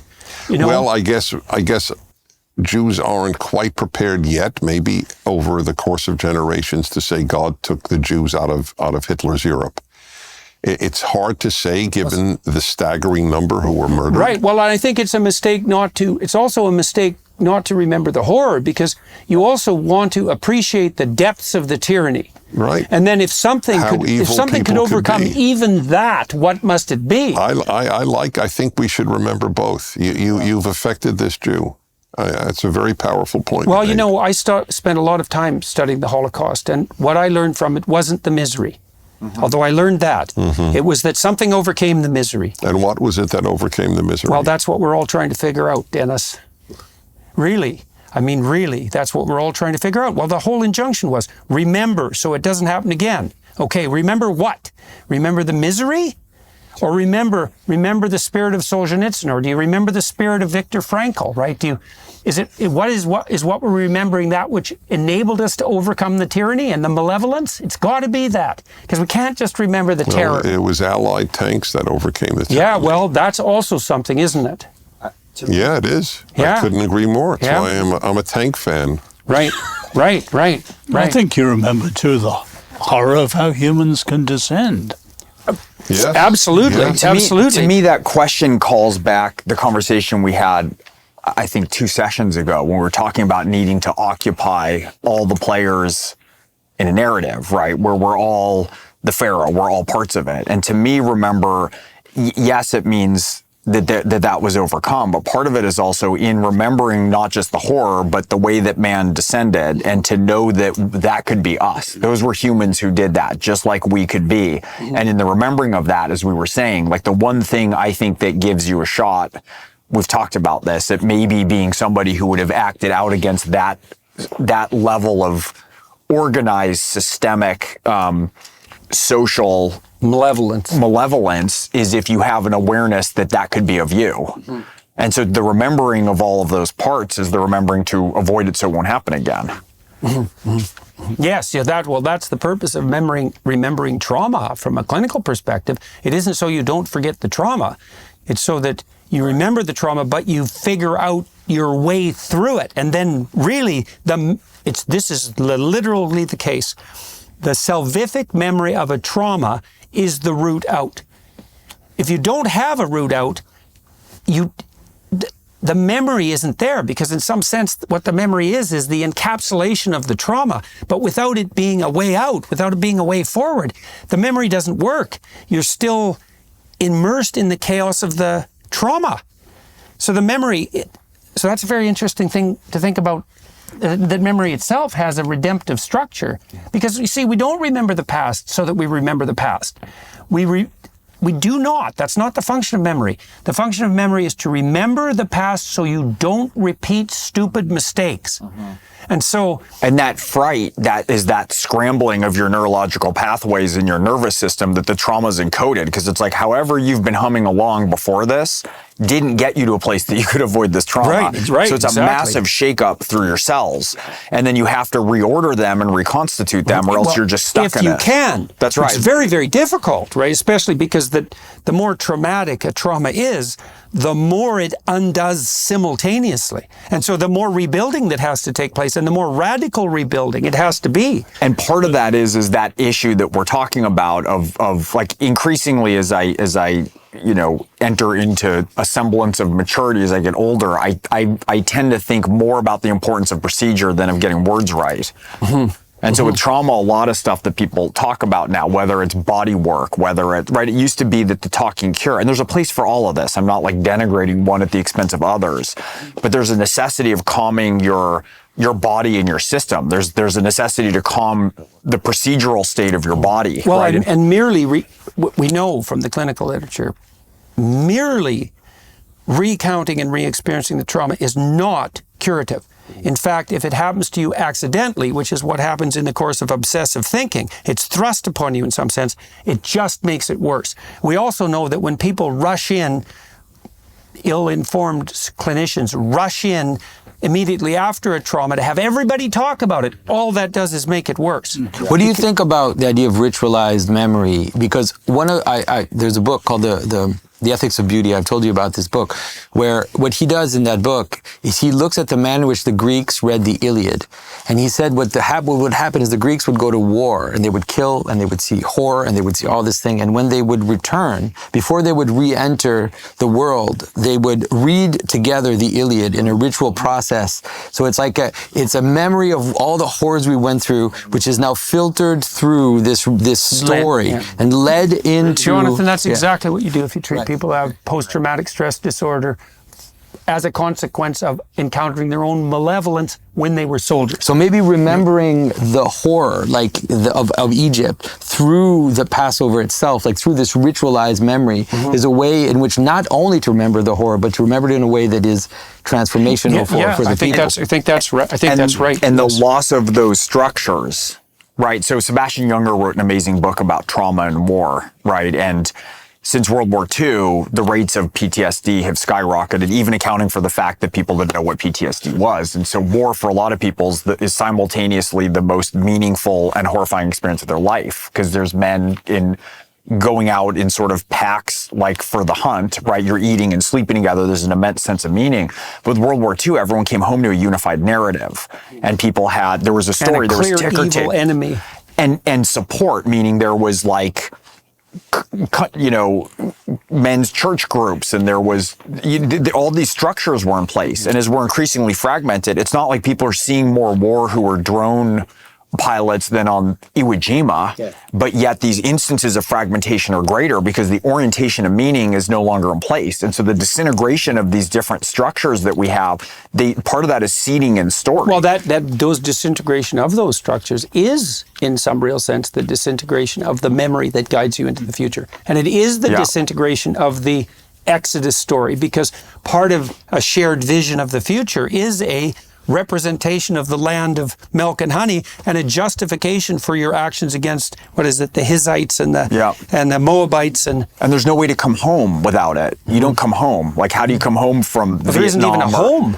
Right, there's no structure. And so when you used to come home, at least there were these similar groups and packs to reorient you. But if you come home and everyone's on their phone and everything's fragmented and there's no fellowship, then you come home to a war.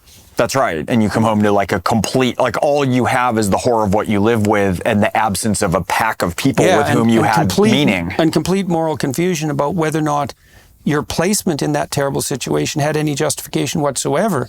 And then you don't know if you're just as bad as the enemy who was so bad that it was okay to try to kill him.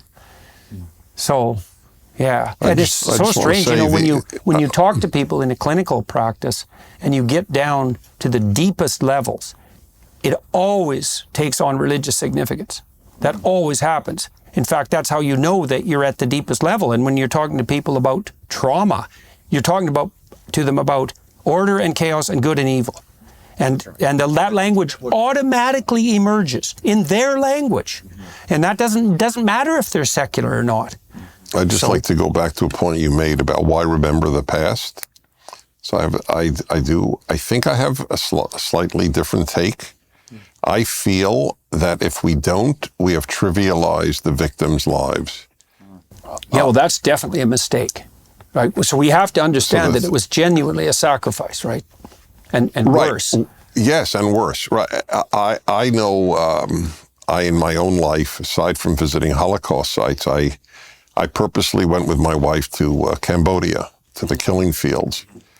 I don't know any Cambodians, but I think every parent should take their kids to one of these things, because the romantic optimism about life that you can develop in the easy life of the West and not know what people have gone through. I mean, when I think 60 to 80 million Chinese starved by Mao, and we don't know any of their names, it bothers me a lot. I had a lot more romantic optimism about life after studying the Holocaust than before. Because I think what you have before, it's not romantic optimism, it's just naivety.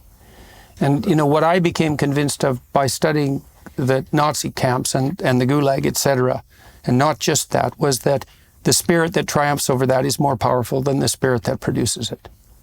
And that's really what we're supposed to remember, right? And then to enact. And certainly part of this is a call to that. So I love hearing. And I think, Dennis, I think that also means that there is no minimization of the suffering of the victims, because you don't get to the observation that the spirit that can triumph over that is the triumphant spirit unless you have some sense of how absolutely catastrophically effective that spirit of desolation, let's say, an abomination actually was. You have to give the devil his full due to appreciate the strength of that which overcomes him. And maybe that's also why we have the Pharaoh's heart hardening continually. Well, it's like, no, this is really the devil. And he keeps saying, like, I'm doing this so that my wonders will shine on Egypt. Like, my wonders and my miracles will shine. Like, as if, it's like, I want you to see that despite how harsh and how horrible the Pharaoh is, that I will prevail. Yeah. And it came to pass, when Pharaoh had let the people go, that God led them not through the way of the land of the Philistines, although that was near. For God said, lest peradventure the people repent when they see war and they return to Egypt. I think that's so funny. It also shows you the fragility of this first But endeavor. I love that, like, everything that's been accomplished, and it's like, well, we better not expose them to war, right? And like, that'll scare them back into the tyranny, right? Or that God can't triumph over that. Like, it's a very interesting. It's the key thing. And God, it's the key thing that people that faith lasts a very short period of time. That's so important for people who, if only I mentioned this earlier. Forgive me. If God would sneeze, just say hello to me, or just shake this table up and down and say God exists. It's not true. We have to work to believe in God. You have to. Everything good is done through work.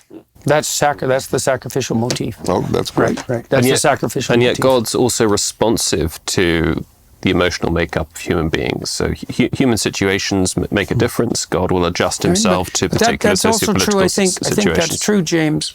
When you sacrifice your pride, right? That happens, and that's I get a bit of a nod to God the butler. It's like, well, can you get a revelation from the divine? Well, it depends to the degree to which you're willing to sacrifice to work, and maybe that's an indication of your faith. But you definitely can get a revelation of what's outside your domain of understanding if you're willing to sacrifice your pride.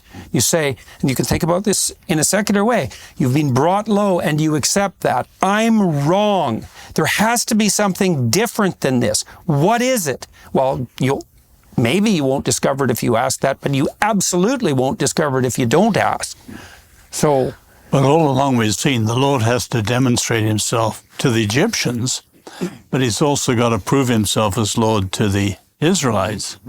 And the slavish mentality that they have, a long captivity, and you take the difference between the greatest generation and the me decade and so on. I mean, you're dealing with pretty rough material here. Yeah, well, it's not obvious that the Israelites were any. I mean, you said it took a long time, but they could have got there in a week if they'd been in good condition. Right. But God led the people about through the way of the wilderness of the Red Sea, and the children of Israel went up harnessed out of the land of Egypt. And Moses took the bones of Joseph with him. So that's his ancestors. For he had straitly sworn the children of Israel, saying, God will surely visit you, and you shall carry up my bones away hence with you. Can I just quickly comment on that, Jordan? There's a real sense, of course, in which this is a new beginning. But here we're also reminded that it's not the beginning. And it's so interesting just at a literary level, right? Because I know you've given these wonderful lectures on Genesis. I mean, Joseph is sold into Egypt by his brothers, right? I mean, he's betrayed by his brothers, sold into Egypt. The first Egyptian slave or Israelite slave in some yes, but sense. it actually turns out that was for the salvation of his brothers and the whole people of Israel. When he reveals himself, because of the famine in the land, right? And it's only because Joseph rises to prominence in Egypt that he's able to gather his whole family, his brothers, and all of the family into Egypt to protect them from the starvation that would happen if he had not been sold into Egypt. And in that beautiful scene, he saves the Egyptians too. Well, yes, and the Egyptians as well. And that beautiful scene where he reveals himself to his brothers, he says, now therefore be not grieved nor angry with yourselves that you sold me hither, for God did send me before you to preserve life. Let's not forget that he's talking about being in Egypt. Was they were there to have life preserved, and I think this is so. Of course, there's this beautiful literary moment where now Joseph's bones are being carried out of Egypt, but there's this profound sense in which things are not what they seem, and that's why. Yeah, and that's why. Then you'd say too that the repetition of these narratives, and it's kind of relevant to the retelling of the Greek story that you referred to, is that the narratives are there to remind you to maintain faith in what is good despite the variability of the present, right? It's like just remember the whole story. Remember the whole story at each moment, and don't let yourself be swayed by the catastrophe of the present. Yes, and this having this whole story before us, there's a wonderful theologian who describes memory as a horizon of coherence, right? And so, the enactment of this story, the telling of it's a creation of a world in which we're able to find ourselves in the work of God, in the stability of the cosmos, however one wants to put it, but to locate ourselves and thus have ourselves made in the likeness of, or live in relation to, that goodness as revealed. Dennis, you were talking about work in relationship to faith, and you might say as well that there's actually no difference between work and faith, because You work for the hypothetical future. That's what makes it work. If you're engaged in the present and the present is rewarding in and of itself right at the moment, that's play. Work is faith because it's the manifestation of faith, because you're assuming that the sacrifice of your time now and your effort is serving a higher end of some sort, but not right now, obviously, because otherwise it's not work. And so the sacrificial motif is crucial in that regard. And you could say, well, faith requires proof of work.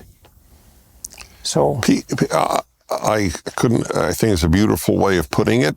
My own more even literal is, I think a lot of people today think, and I think it's partially the problem of some religious people who have allowed them to think this way, God will appear to you. You don't have to seek him. Mm-hmm. And that's a huge mistake. Mm-hmm. Mm-hmm. Do you agree that that's a mistake? Yes. Okay. And all of you. That humility is a precondition for revelation. That's true at the secular level. Yeah, and Christ said, "Search and you will find." Like right, it's not, right. And knock and the door will open. Yeah, we're not just passive waiting and to be served. Yeah, to be served by God. This is a trivial point. Never seen it before, Dennis. But presumably, all the other heads of the tribes are buried in Egypt. I never thought of that. Only Joseph gets out. I never thought of that before. No. So what do you no great significance. The Book of Ironies. Well, amazing. Yeah, well, that's right. Well, so Jonathan's comment is that he was the first. He's the first slave. So he's the type of the slave, then you'd say, and he's been carried. And he's the father. Like all the other fathers aren't in Egypt, right? Abraham and Isaac are not in Egypt, but the father that is in Egypt, the father that brought us to Egypt, all of this is like the beginning. So we're taking it with us. Only a slave needs to be liberated. Wait, so where did you get that the heads of all the tribes are buried in Egypt? Is that in the text, or is it? No, not literally, but only Joseph asked to come out, and they carry his bones out and so on. Oh, you mean the ancient, the original heads? Yeah. I like Zebulun and so on. Oh, I see. Mm-hmm. That's and they interesting. took their journey from Sukkoth and encamped in Etham at the edge of the wilderness. Okay, now they're at the edge. Now they're going into the unknown. That right at when they're going into the unknown, then you have the pillar of cloud and the pillar of the fire. So that's where they encounter the yin yang pillars in some sense, is at the edge of the known. Now that's exactly where they exist, because that's the border between chaos and order. And so now the thing that guides them is the balance between the pillar of fire and the pillar of the two pillars are very important. I think if you know that your Bible, to think of the places where there are two pillars. We'll see it later in the story of Moses when he did the Feast of Amalekites. These two ramparts, you could say, like this, how the world separates into 2 feet, 2 legs, 2 pillars is very important to understand how opposites are joined into one. It's so striking too. I never knew this before you offered your interpretation the other day, is that what you have in day is a speck of dark, the pillar of cloud, and what you have at night is a speck of light, and that is exactly the yin-yang motif. And the thing that's so interesting about that is that the neurological, what would you say, interpretation of that is, in sense, is when is your sense of intrinsic meaning most heightened? And the answer is, it's always heightened when you're on the border between two opposites, because if it's just the thing itself, it's boring, and if it's just the chaos, it's terrifying. And when it's meaningful, it's right in the middle. It's the balance of opposites. And that implies in this text, like it does in the Taoist notion, that it's that intrinsic sense of meaning that's the unerring guide when you're on the edge of the wilderness and then through the desert. That's so interesting, because it brings together the notion that God is the spirit that pulls us all out of tyranny, and then it unites it with this image of the balanced opposites. That's something, man. They're still in tyranny. I mean, they've left Egypt, but they're still under the sway of Pharaoh. Yeah. Well, they're just on the edge here, eh? So Exodus. Well, they've left Egypt. I think they leave Egypt. Yeah, they leave it. Now they're in the wilderness. They're in the wilderness of the Red Sea. But it's still chaos. Before the Red Sea, they're like they're in a transition period. It's part of the crossing of the Red Sea as well. Like all of this is this final transition that's going to reveal the new creation. By the way, this is, since we're between chapters, maybe this is how I think, so forgive me. Is there a secular equivalent to what we are doing this week? seminar in the humanities courses Yeah. on a great book, hypothetically. Like in a Shakespeare seminar, So for instance. you think that there? I'm not challenging you. I'm just. I always try to juxtapose. So you feel that there are 6, 7 scholars, thinkers gathered together for a week, discussing a Shakespeare play. No, you'd have students doing that together with someone, but no, this isn't common. I've never done anything like this before. Right. So it's an argument I just want to make for those watching and listening. I don't think We're just recreating the old Jewish tradition, Dennis. Oh, I'm totally with that. I do this every Friday night, basically, and Saturday. But I just religion extracts things from people that secularism doesn't. That's the only point that I want to make. It's like the other one. Well, I don't need a Sabbath. I could have a family night every Monday, but you won't. If God is not behind it, and I think God is behind this for us in different ways. I'm more literal, it doesn't matter. But for all of us, God is deeply involved in this text. That's what animates our passion to do this. Well, serious times require serious study, Dennis, so that's what we're trying to do. Oh, I know. At but least we're trying I to don't think secular text, that's all I'm saying, and I love Shakespeare, evokes the passion and interest that this does. I think there's Dennis, there are some. The Aspen Institute, for example, has 4 curriculum on the American founding. And that was actually the model behind the Trinity Forum. And we had 7 curriculum on all the great themes of the West. So it is happening in small ways. Yeah. And did you have teams of scholars who were No, sitting not down? scholars. We had 20, 25 business and political leaders at a square table and very deep discussions. And going through the texts. Yeah. There's a tradition at Oxford and Cambridge around about Easter that you would professors would take some of their best students away for a week, and there would be a sort of regular routine to the day, private work in the morning, and then you would gather over afternoon tea, of course, at 4 o'clock after a long walk in the mountains or the hills, and you would settle down around a text. But there wasn't a sense, there's not rarely a sense in those sorts of reading groups that you are, that you have to exercise the kind of humility that I think a text like this demands of you. This is sort of the sheer difficulty of doing what we're doing, in deciphering the text, getting the hermeneutics right, getting the history right, the ceremonial aspects right, the philosophy right, the psychology right.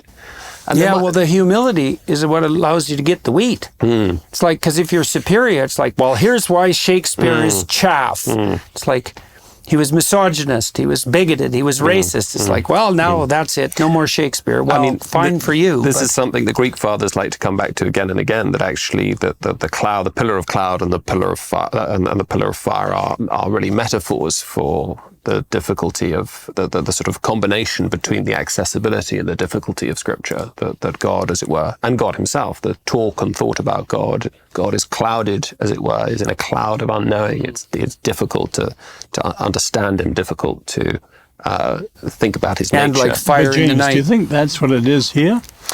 Well, I think surely that it's a matter of guidance and protection. But it's also a matter of divine transcendence. That's the story. You've got absolutely. So I think there are Right, but he's not a bunny rabbit leading them through the desert. He's like a pillar of fire and a pillar of cloud. Just to be clear, I mean that there's the literal sense, a historical sense, there's an anagogical sense, there's a moral sense of Scripture, there's a typological sense of Scripture.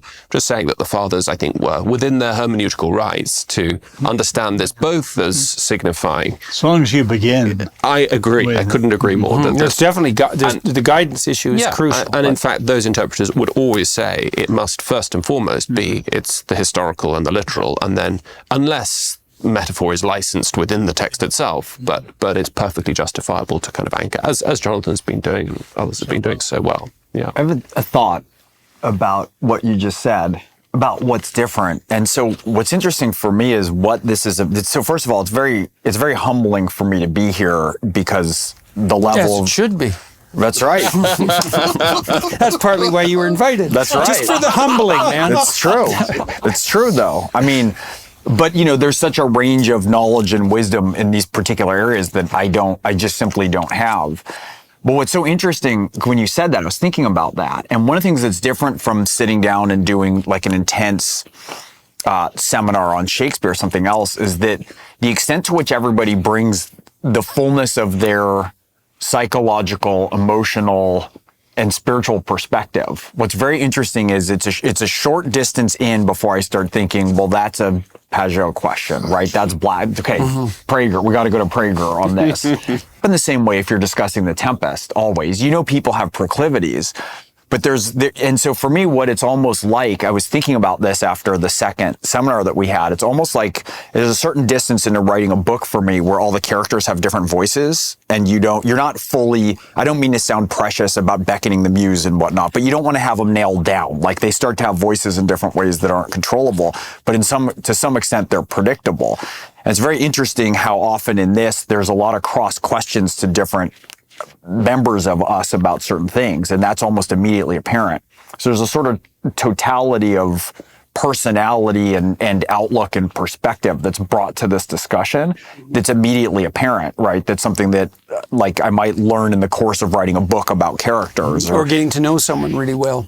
Right. And you think that's brought out by this more than, let's say, Shakespeare? Yes. That's what you're saying. I think it would take longer with Shakespeare. I think if we were in a seminar and we went through Shakespeare, there'd be a point that we would settle into this. But there's such an immediacy. Well, I think this affects us individually more than Shakespeare affects Shakespearean scholars individually. Yeah. I think that's part of what I was I think it's perfectly reasonable to make the case that this is a more foundational story. I mean, Shakespeare's foundational, but, absolutely, but peripheral compared to this. Yes. But Shakespeare scholars don't celebrate these images every week, every year, they don't live him. Yeah, they don't live him. We live this. But this is both personally foundational, but also historically foundational for our nations. And conceptually, and foundational for Shakespearean texts, let's say, as well. Yeah, and so it's under Shakespeare. I don't live in this the same way that the rest of you do either. So it's in an interesting way. It's like I'm being welcomed into this conversation differently. So I'm alert to the differences. Back to the bones of your ancestors. That's right. Absolutely. All right, 14:1. And the Lord spake unto Moses, saying, Speak unto the children of Israel that they turn and encamp before Pi-hahiroth, between Migdol and the sea, over against Baal-zephon. Before it shall ye encamp by the sea. For Pharaoh will say of the children of Israel, They are entangled in the land, the wilderness hath shut them in. And I will harden Pharaoh's heart, that he shall follow after them, that I will be honored upon Pharaoh and upon all his host, that the Egyptians may know that I am the Lord. And they did so. So now they're out of the state before the water. And that's the final frontier in some sense to get out of what's really Egypt. But now they're also trapped. So it gives the Pharaoh his last chance. That seems right? Yeah, and he's going to pursue them. Like he's going to pursue them like he asked them to, like he doesn't want to, there's no room. He doesn't want to leave room. He's going to pursue them like he asked them to work nonstop, no rest. But now it's in space, now it's in time. He's going to get them all the way to the edge of the world and even try to cross over. But well, on the edge of the world, they're not going to cross over. It's the edge of the dry land. And now they're at the chaos. They're actually at the chaos. And so they're trapped between the tyranny and the water. Yeah. And so that's when the Pharaoh can strike once again. Question for Dennis. Dennis, verse 4, I will harden the Pharaoh's heart and I will be honored. To your point a few days ago, is the etymological, the verbal link there? Yeah, that's the word. The one I will make heavy, or honor even. Right. Okay. And it was told the king of Egypt that the people fled, and the heart of Pharaoh and his servants was turned against the people. And they said, why have we done this, that we have let Israel go from serving us? So to your point, Dennis, they've forgotten the whole firstborn thing already. It's like, oh yeah, remember all our children died. Oh yeah, well that was like yesterday, man. That ain't going to happen again. So, and he made ready his chariot and took his people with him. And he took 600 chosen chariots and all the chariots of Egypt and captains over every one of them. And the Lord hardened the heart of Pharaoh, king of Egypt, and he pursued after the children of Israel. And the children of Israel went out with a high hand. What does that mean, that they went out with a high hand? Is it that because they were carrying treasure? Is it because they went out triumphantly? Anyone know? I think it's the high hand of God. Oh, do you? Yeah. Well, Well, you say in what English verse is it? high-handedly. Yeah, yeah. So it's arrogant. Well, I'm not- Yeah, it does. wait. High-handed means arrogant. So No, It you may be right. It says may well- Israel goes out with a high hand. Yes. So, well, let's see. Let's see. By the way, that verse does I not think use you're right, make. Dennis, because the next line says, but the Yeah. Egyptians pursued after them. So despite the fact that the That's children God's of Israel hand, were, yes. yeah, okay, fine. Right. But the Egyptians pursued after them, all the horses and chariots of Pharaoh and his horsemen and his army, and overtook them, encamping by the sea, beside Pi-hahiroth, before Baal-zephon. And when Pharaoh drew nigh, the children of Israel lifted up their eyes, and behold, the Egyptians marched after them, and they were sore afraid. And the children of Israel cried out unto the Lord. And they said unto Moses, because there were no graves in Egypt, so they weren't going to kill us in Egypt, hast thou taken us away to die in the wilderness? Wherefore hast thou dealt thus with us to carry us forth out of Egypt? Is not the word that we did tell thee in Egypt, saying, leave us alone, that we may serve the Egyptians? For it had been better for us to serve the Egyptians than that we should die in the wilderness. Seems like a reasonable objection at this point. These were not Patrick Henry's people. Give me liberty or give me Well, death. they don't have any arms, and they've the hell got all their with liberty, kids I with just them. wanna It's like, live. But they've it's got also rough. the forgetfulness. You were saying that the people of Egypt forget so easily the night before, but it's like it was just yesterday or whatever that God delivered you from with the Passover. Right, but but they're backed up against the ocean. That's a problem. They can't even retreat, and they have all their kids and their cattle and everything with them. And now this horde of just men and soldiers come advancing forward. Like they have reason. I'm not justifying, but they have reason to be shaky in their faith. But I think definitely there is a way in which there's the whole subject of memory is there through the whole text, and you see the difference. For example, so God says, remember, like here is the ritual, remember this day, know that this is your foundation. The Pharaoh is constantly forgetting every single plague. He just forgets, and now again, you can't believe it, his children are killed, and right away he forgets, and he's ready. It's like he do the same thing over and over. There's nothing binding him So not anymore. only is he a tyrant, he's impulsive. Right, so he's not even bound by a coherent tyranny. Yeah, he's an incoherent tyrant. He doesn't have the proper And so memory. is God. Well, yes, I would say so. The Jews think God is an incoherent God because all gods prior to this one were capricious. So when the Jews say, "Oh, what did he do? Take us out of Egypt in order to drown us in the sea?" Other Jews, yeah, that's the way gods work. Right. And Moses said unto the people, fear not, stand still, and see the salvation of the Lord, which he shall show you today. For the Egyptians whom ye have seen today, ye shall see them again no more forever. The Lord shall fight with you, for you. The Lord shall fight for you, and you shall hold your peace. And the Lord said unto Moses, wherefore criest thou unto me? Speak unto the children of Israel, that they go forward. But lift up thy rod, and stretch out thine hand over the sea, and divide it.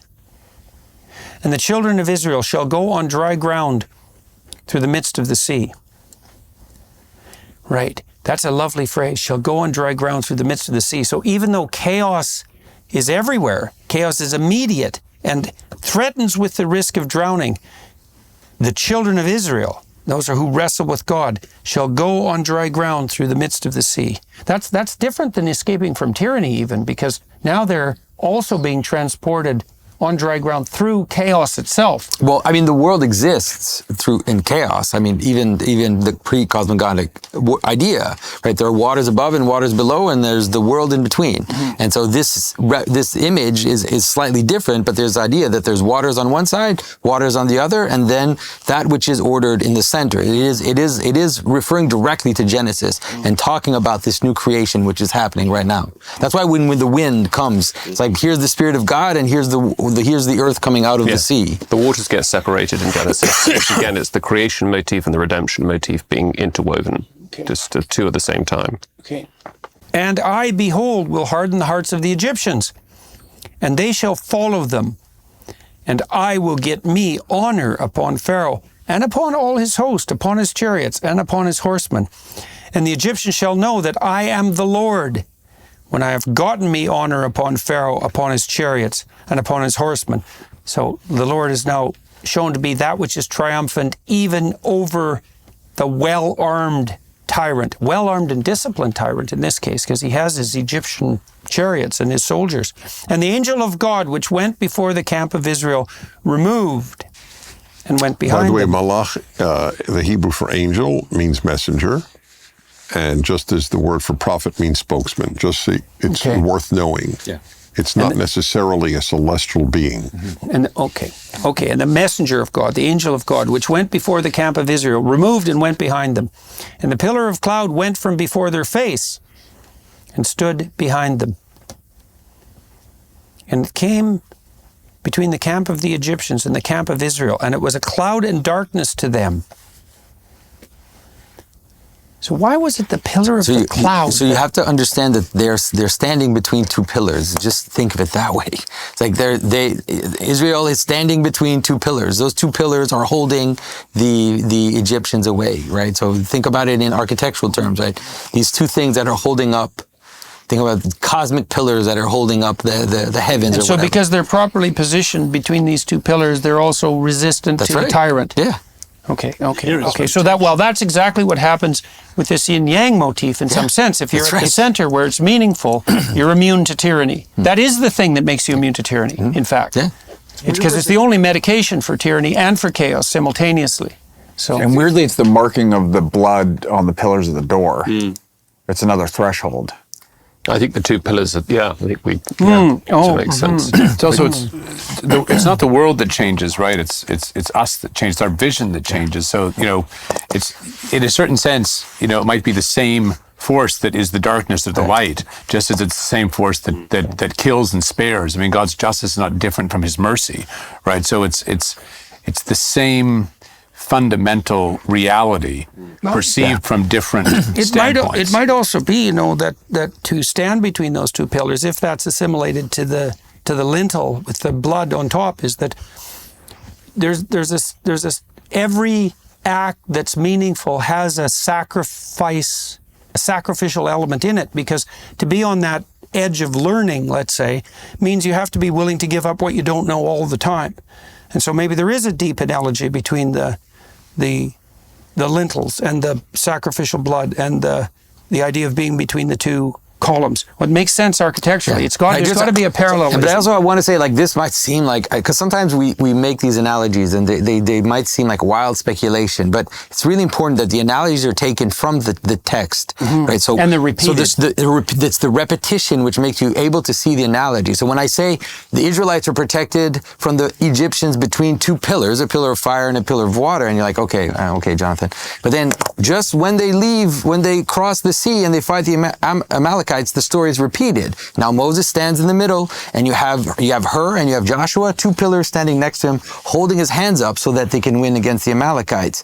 And so it's like, and that will continue to repeat itself all through Scripture. This image of the two pillars. So by the fact that it's instantiated into a pattern that's repeated, it's a reality. Yeah, just you can like the ritualization of something. And when you see it repeated all through Scripture, then you can start to see how those repetitions coalesce towards a meaning. So then when you look back now into the example, you're like, oh, this is a repetition of this. So it's not an anomaly. It's not like something that we're making up to make it sound poetic. It's like that's actually a rejoinder to the Sam Harris school of of biblical text. Yeah, no, because criticism, Sam he Harris would says- watch this and go, they're just making all this stuff up, Right. they're just taking this from wherever. But no. Well, this but is the other thing, too, if you do anything like dream analysis, say with clinical clients, you think, well, dreams, what do you know? You analyze them. How do you know your analysis isn't just another dream? And the answer to that often is, well, they strike them. It's like, you just can't utter a jumble of words and your client says, well, that's what the dream means. They go like this. There's a revelatory quality if you strike the image right. And we don't know what that consists of. Like, how is it that you determine that the interpretation of something is correct? Part of what you're suggesting, there is this moment of inspiration that people feel. That's well studied in the psychological literature. But you're also suggesting that we derive it by induction from a series of repetitions. And that's what helps us determine whether something is anomalous or if it's a valid interpretation. That makes sense. That makes sense. Well, it also stitches together what is an vast library of texts, right? There are just, and it gives it a unifying plot, unifying structure. Right. It wouldn't be a story if it didn't have some of that quality of repetition. It would just be random aggregation of words even. Yeah. And then it becomes kind of proleptic, forward-looking. When you reread it, the symbols are freighted with anticipation of how they're going to be instantiated later on in the narrative. Right. Well, and you see, I've seen pictures of the Bible cross-referenced. So like every verse is cross-referenced with like 40 other verses. And so that sense of repetition in some sense saturates the text. The words, the phrases, the sentences, everything. I mean, it's so much like, when it says that he said, tell the Israelites, like, have no fear. They're standing next to the water, and the Pharaoh is coming. It's like, that's what Jesus said when he came into the water and walked on water and saw the disciples freaking out. So it's like every single word, for example, in the New Testament is taken directly from, it's always taken from the Old Testament. If you know the Old Testament, all of a sudden the New Testament shines, because it's like Jesus says something, it's like he's also referring to this other thing that's bad. It's not just he did say that, but he's so embedded in all these stories that it. I never understand, and I'm massively sympathetic to Christianity, especially in our time, and I believe if it fails, we're all doomed. So I just wanted to preface this question. I don't understand when Christians give out Bibles and they will only give the New Testament. Do you agree with that question? Give the Jews a good whack. Oh, is that the subtext? Well, maybe that's part of the Strange, I never thought subtext. about that, Dennis, because, I mean, Marcion, this figure in the 2nd century, is famously condemned as a heretic because he wanted to just Eliminate the Old get Testament. rid of the Old Testament and I think reduce and just have 10 books in the New Testament. And so I've never really thought of that. The New Testament, sometimes the Psalms get in, which I think okay, Jesus New quotes Testament more plus than Dennis, any part other of book, it but is still. the sheer volume of the whole thing. Right. It's just so too big. Yeah. A lot of people are overwhelmed. Some people, I try to read the this. Bible. People that are atheists, and they come and they say, "I just open the Bible." Like, never, don't do that. So just open the Bible, end up in Leviticus, and read something, and then it's like, oh my goodness, seriously. Okay, well, there are challenges in every book. Yeah. By the way, didn't Luther want to get rid of James. Yes. Okay, so It didn't fit his theology. Okay, Didn't so like we it. need to do something. It works. Yeah, isn't that amazing? That's amazing. Okay, we need to do something here because we're running out of time Sorry. today. I'm going to read to the end of 14, and then we'll be set up for tomorrow. We'll go back because I don't want to skip over it, but then we can finish with 14, and that'll be a nice ending point. So, and it came between the camp of the Egyptians and the camp of Israel, and it was a cloud and darkness to them. But it gave light by night to these, so that the one came not near the other all the night. And Moses stretched out his hand over the sea, and the Lord caused the sea to go back by a strong east wind all that night, and made the sea dry land, and the waters were divided. Moses showing his mastery over water once again. And the children of Israel went into the midst of the sea upon the dry ground, and the waters were a wall unto them on their right hand and on their left. And the Egyptians pursued and went in after them to the midst of the sea, even all Pharaoh's horses, his chariots, and his horsemen. And it came to pass that in the morning watch, the Lord looked unto the host of Egyptians through the pillar of fire and of the cloud, and troubled the host of the Egyptians, and took off their chariot wheels, that they drave them heavily, so that the Egyptians said, "Let us flee from the face of Israel, for the Lord fighteth for them against the Egyptians."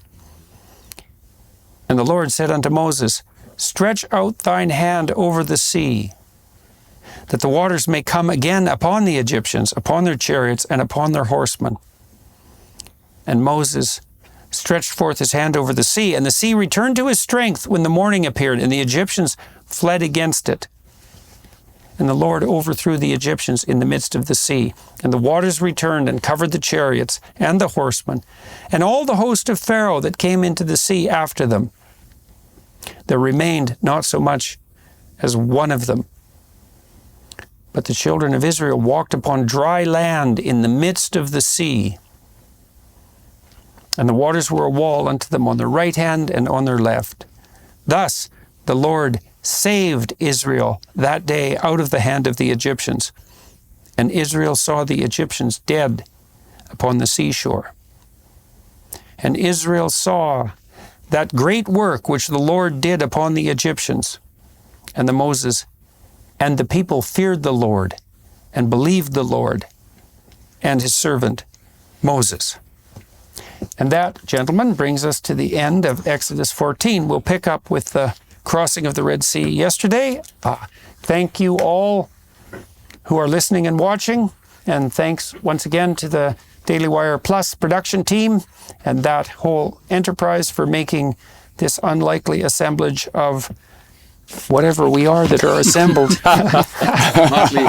possible. Yeah, pick a noun, Peterson. Thank you all very much. You have to go forth in every day. You have your bread, but you're not going to have your store for the whole year, or just keep working to fill your stores up, to fill your bank accounts. That's not another way. That's another kind of tyranny. And so the limitation of it is also a protection. I would say that to the degree that the left has a moral claim against capitalism, to the degree that that's the case. The sin was not hitting the rock. The sin was that he said, "You rebels, watch how Aaron and I bring forth water." Oh, great, Dennis. Not great, God. Great. So it sounds to me like you've got the makings of an argument for the existence of God from the problem of evil.